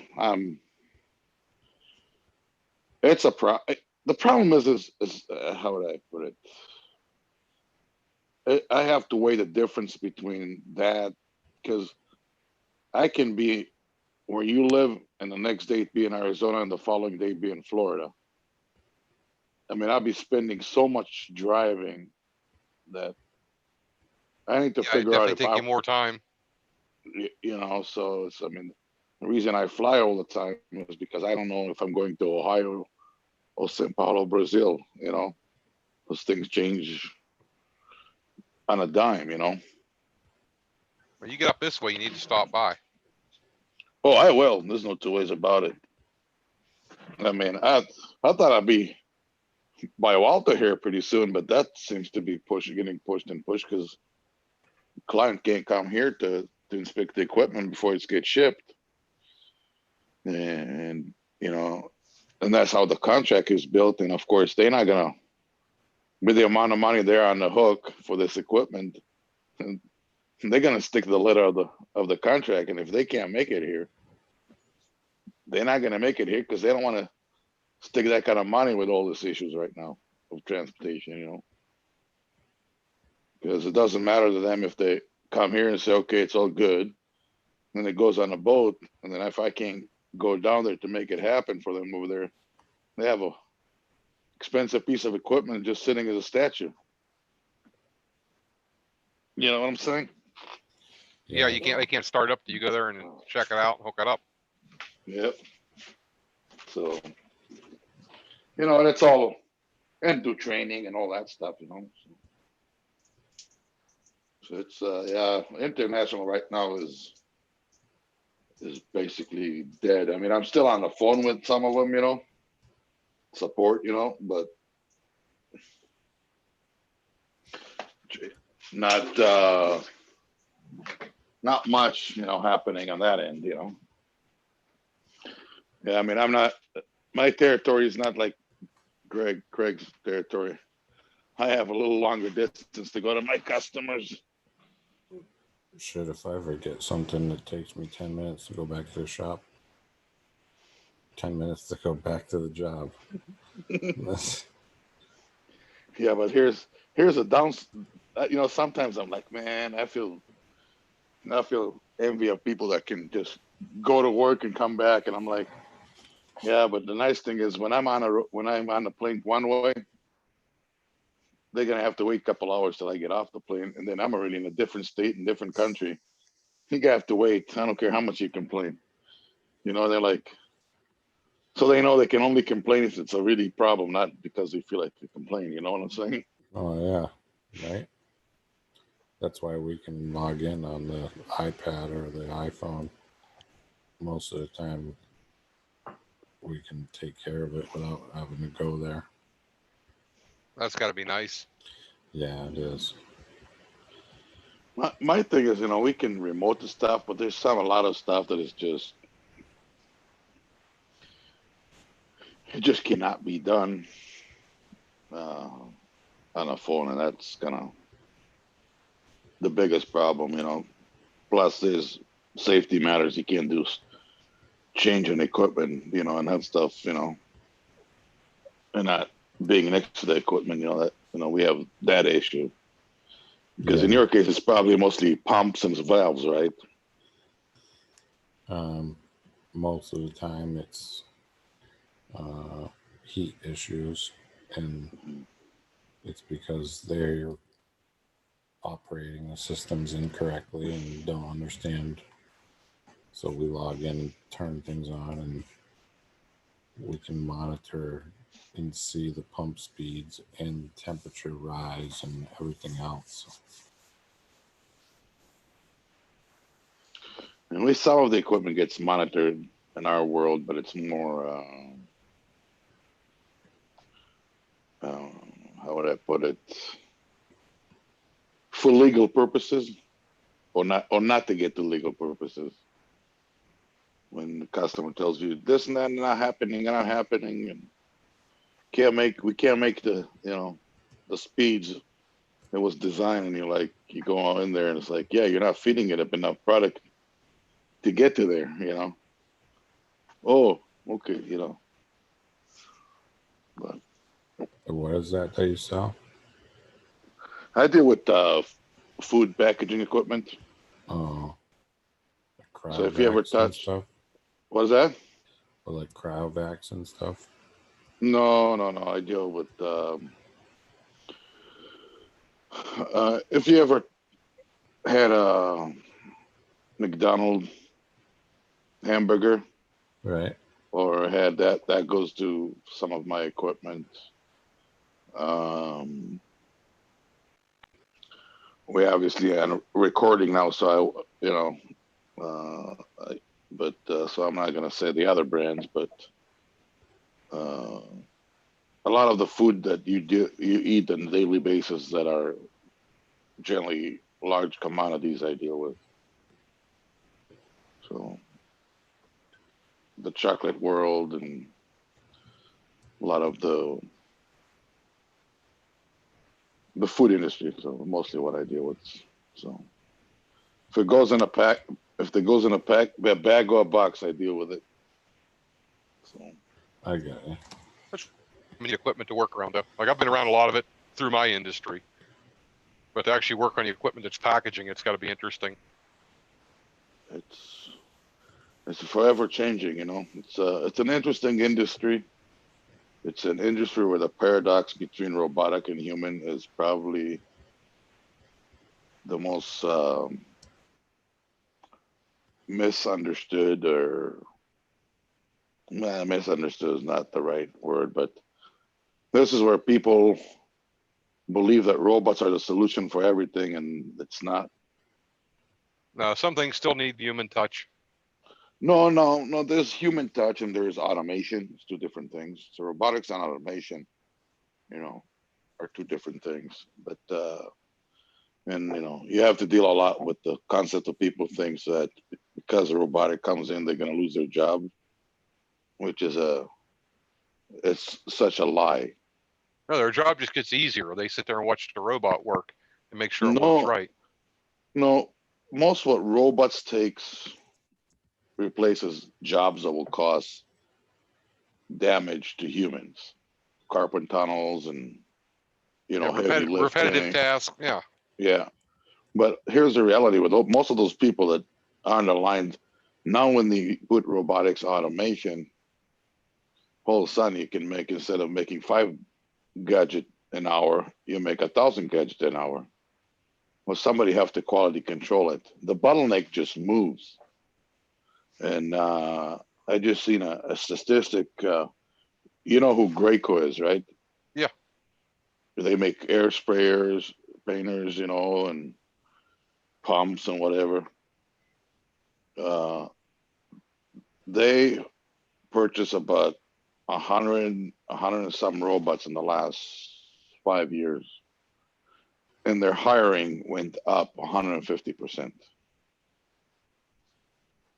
Yeah, because they need people to support all the robots and all the more production they're doing. Yeah. So, but yeah, it's a unique. I deal with a lot with high volume stuff. So that's kind of a specialty more. And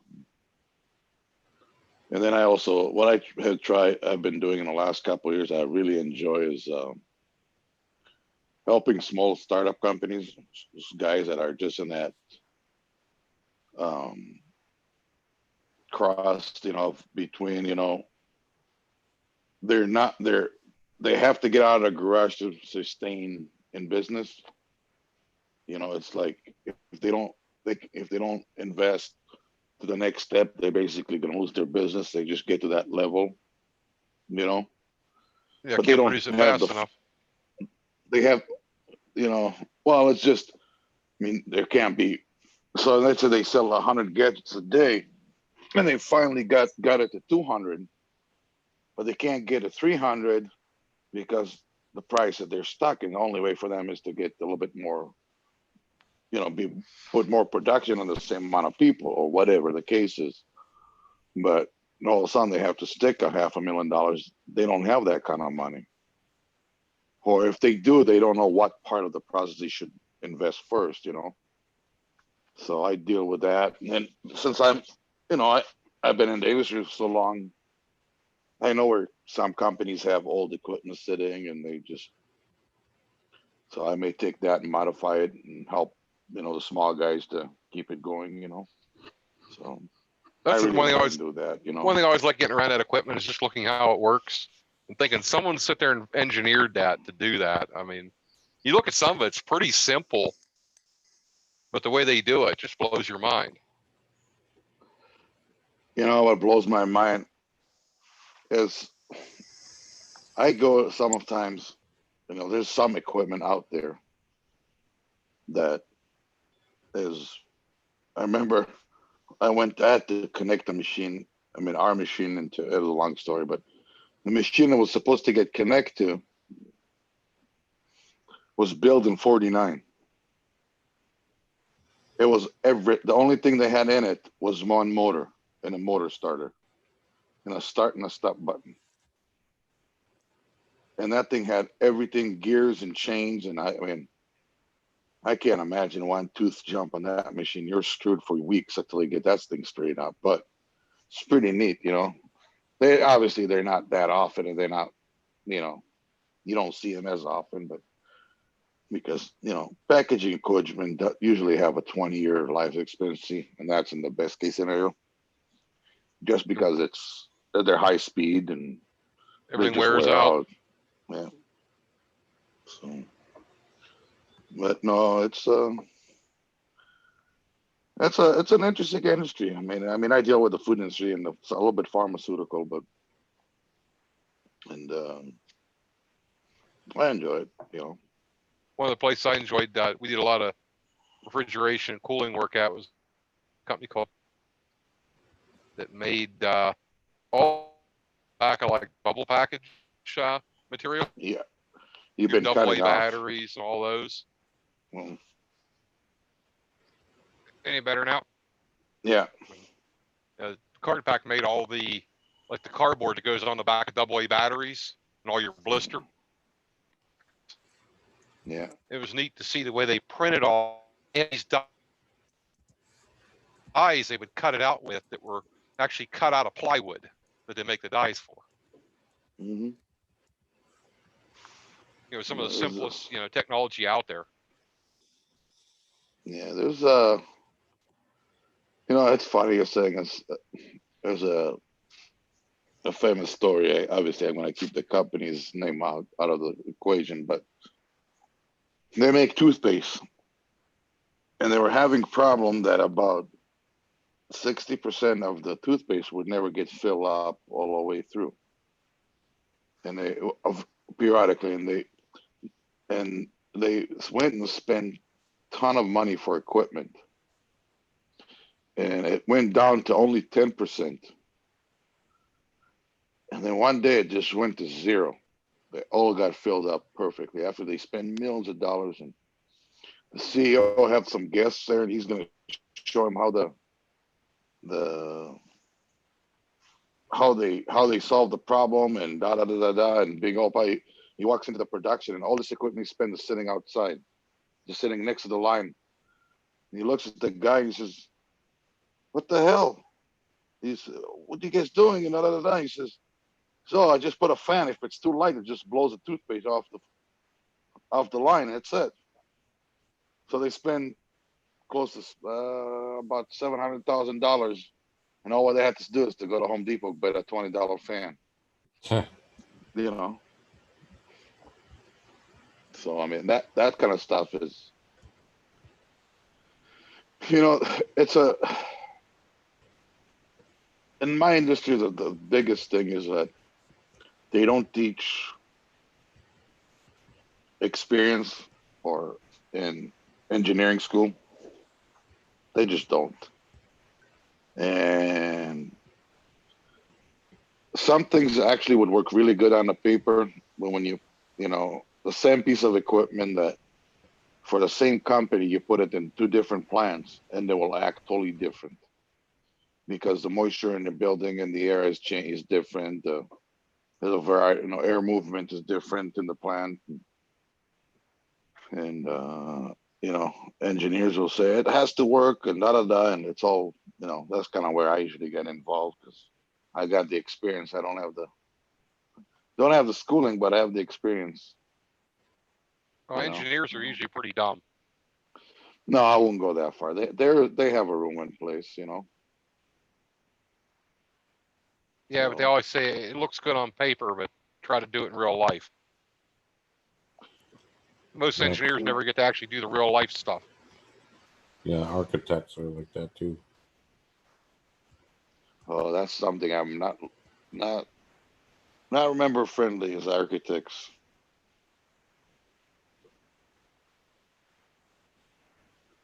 And yeah, you probably deal with them all the time, Craig, aren't you?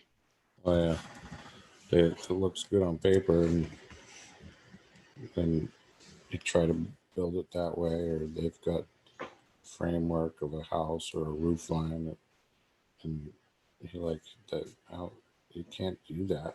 And you call them out there, and they're looking at the paper, and they're like, just like this, just like this. Come up here, asshole. I'll put you on the man lift. Come and see. You can't do it like that. I saw it more when I was on a framing crew for framing buildings over the pools, but I mean, every now and then it's the landscape architects now that, we're like, how the fuck? Okay, whatever. We're just going to build it the way it needs to be built and the way it's supposed to be built according to the ISPSC. So it's like half the time we don't even call them anymore. We just make it right. What do you mean you can't have a rock levitates in the air just like that? Under a grotto or over a grotto. Don't worry, everything's lighter in water, right? You think so? Some materials are lighter in water, but usually not rock. Right. I get to watch once in a while. It pops on the TV. That guy in Florida, I think he's Sarasota, that builds all those grottos. Some TV station. There's a couple of them around. The Pool Kings. Not sure what the hell he did. Some young kid. Then his mother and some guy that keep trashing everything, demoing everything, and the guy that just some old timer. It's kind of a funny crew. Yeah, pool guys are a different breed. What's interesting is every profession says it. Construction profession. Right. You talk with commercial roofers, you talk with residential roofers, you talk to, it's like, let's see you call a plumber. I mean, pipe fitter, call him a plumber. Oh, they don't like that. They get pissed. Oh yeah, there's a big difference to them. But the pipe fitter gets really offended when you call him a plumber. Oh yeah. I was like, what the hell? I mean, the gas fitters do too. Oh, it's not on the pipe fitters where you are? Yeah, well, we don't really have pipe fitters because we don't have buildings like that. So we've got gas fitters and we've got plumbers. Okay. But every now and then, like if they redo a hotel or something, the pipe fitters come in because they're usually like, a union state contract or something or whatever it is. Or they've got the requirements to be able to do those size jobs. And they get mad.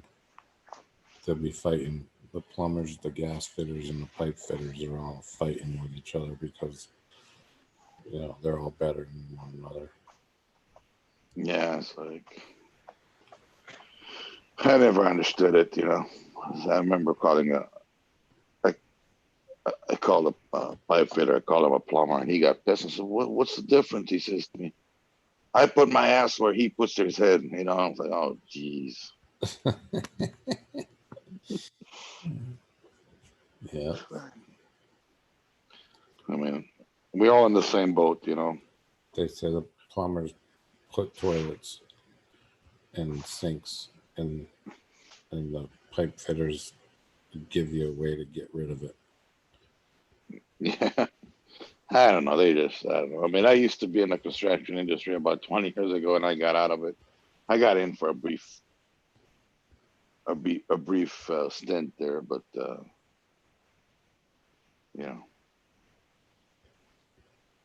wasn't my kind of cup of tea. I need to have a wrench in my hand. Yeah. Well, I remember I came from helicopters and machining, went into construction. And we're trying to frame, a 48-foot wall and trying to square it. And I'm trying to get it on the dot, on the thousands. And both the two partners I had, the time, like, "What the hell are you doing?" They were trying to get it. "Well, you're an eighth of an inch." I said, "Yeah, oh yeah." "Well, what's your problem? Just nail it." I'm like, "But it's because I came from a world of thousands, And then I went to help my buddy in the commercial roofing, Like, "What are you doing?" It's like this is a half inch, 1 inch. Different don't matter. I'm like, okay, that I can't deal with those kind of tolerances. I'm going back into the tight tolerances, Should have got into machining. You get real tight tolerances. No, that's what I deal with, Yeah. All my designs I do are all,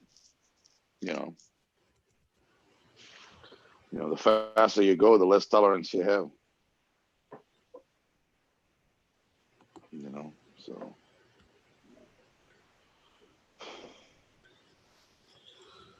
I think we're gonna jump out of here, fellas. Yeah, I me too. need to get to bed soon. I got to get to work in the morning. Shit. Yeah. We'll see you tomorrow night. Yep. Yeah. Got more wiring tomorrow. Fun. Actually, today. Was that the club still going at it? Yeah, still getting a bunch more wiring done. You want that Corona to keep going so you can finish it on time, right? Oh, we'll have it done in another week or two. Except for the stuff that hasn't come in yet. The new hot tub and a couple things like that we're waiting on. So what, you gonna put it on top of the one you covered, or it's a whole different location? It's getting moved in a different area of the room. I see. Cool. Well, I guess I will see you tomorrow then, buddy. Yep. See you tomorrow, brother. You betcha. Night. What the hell? There we go.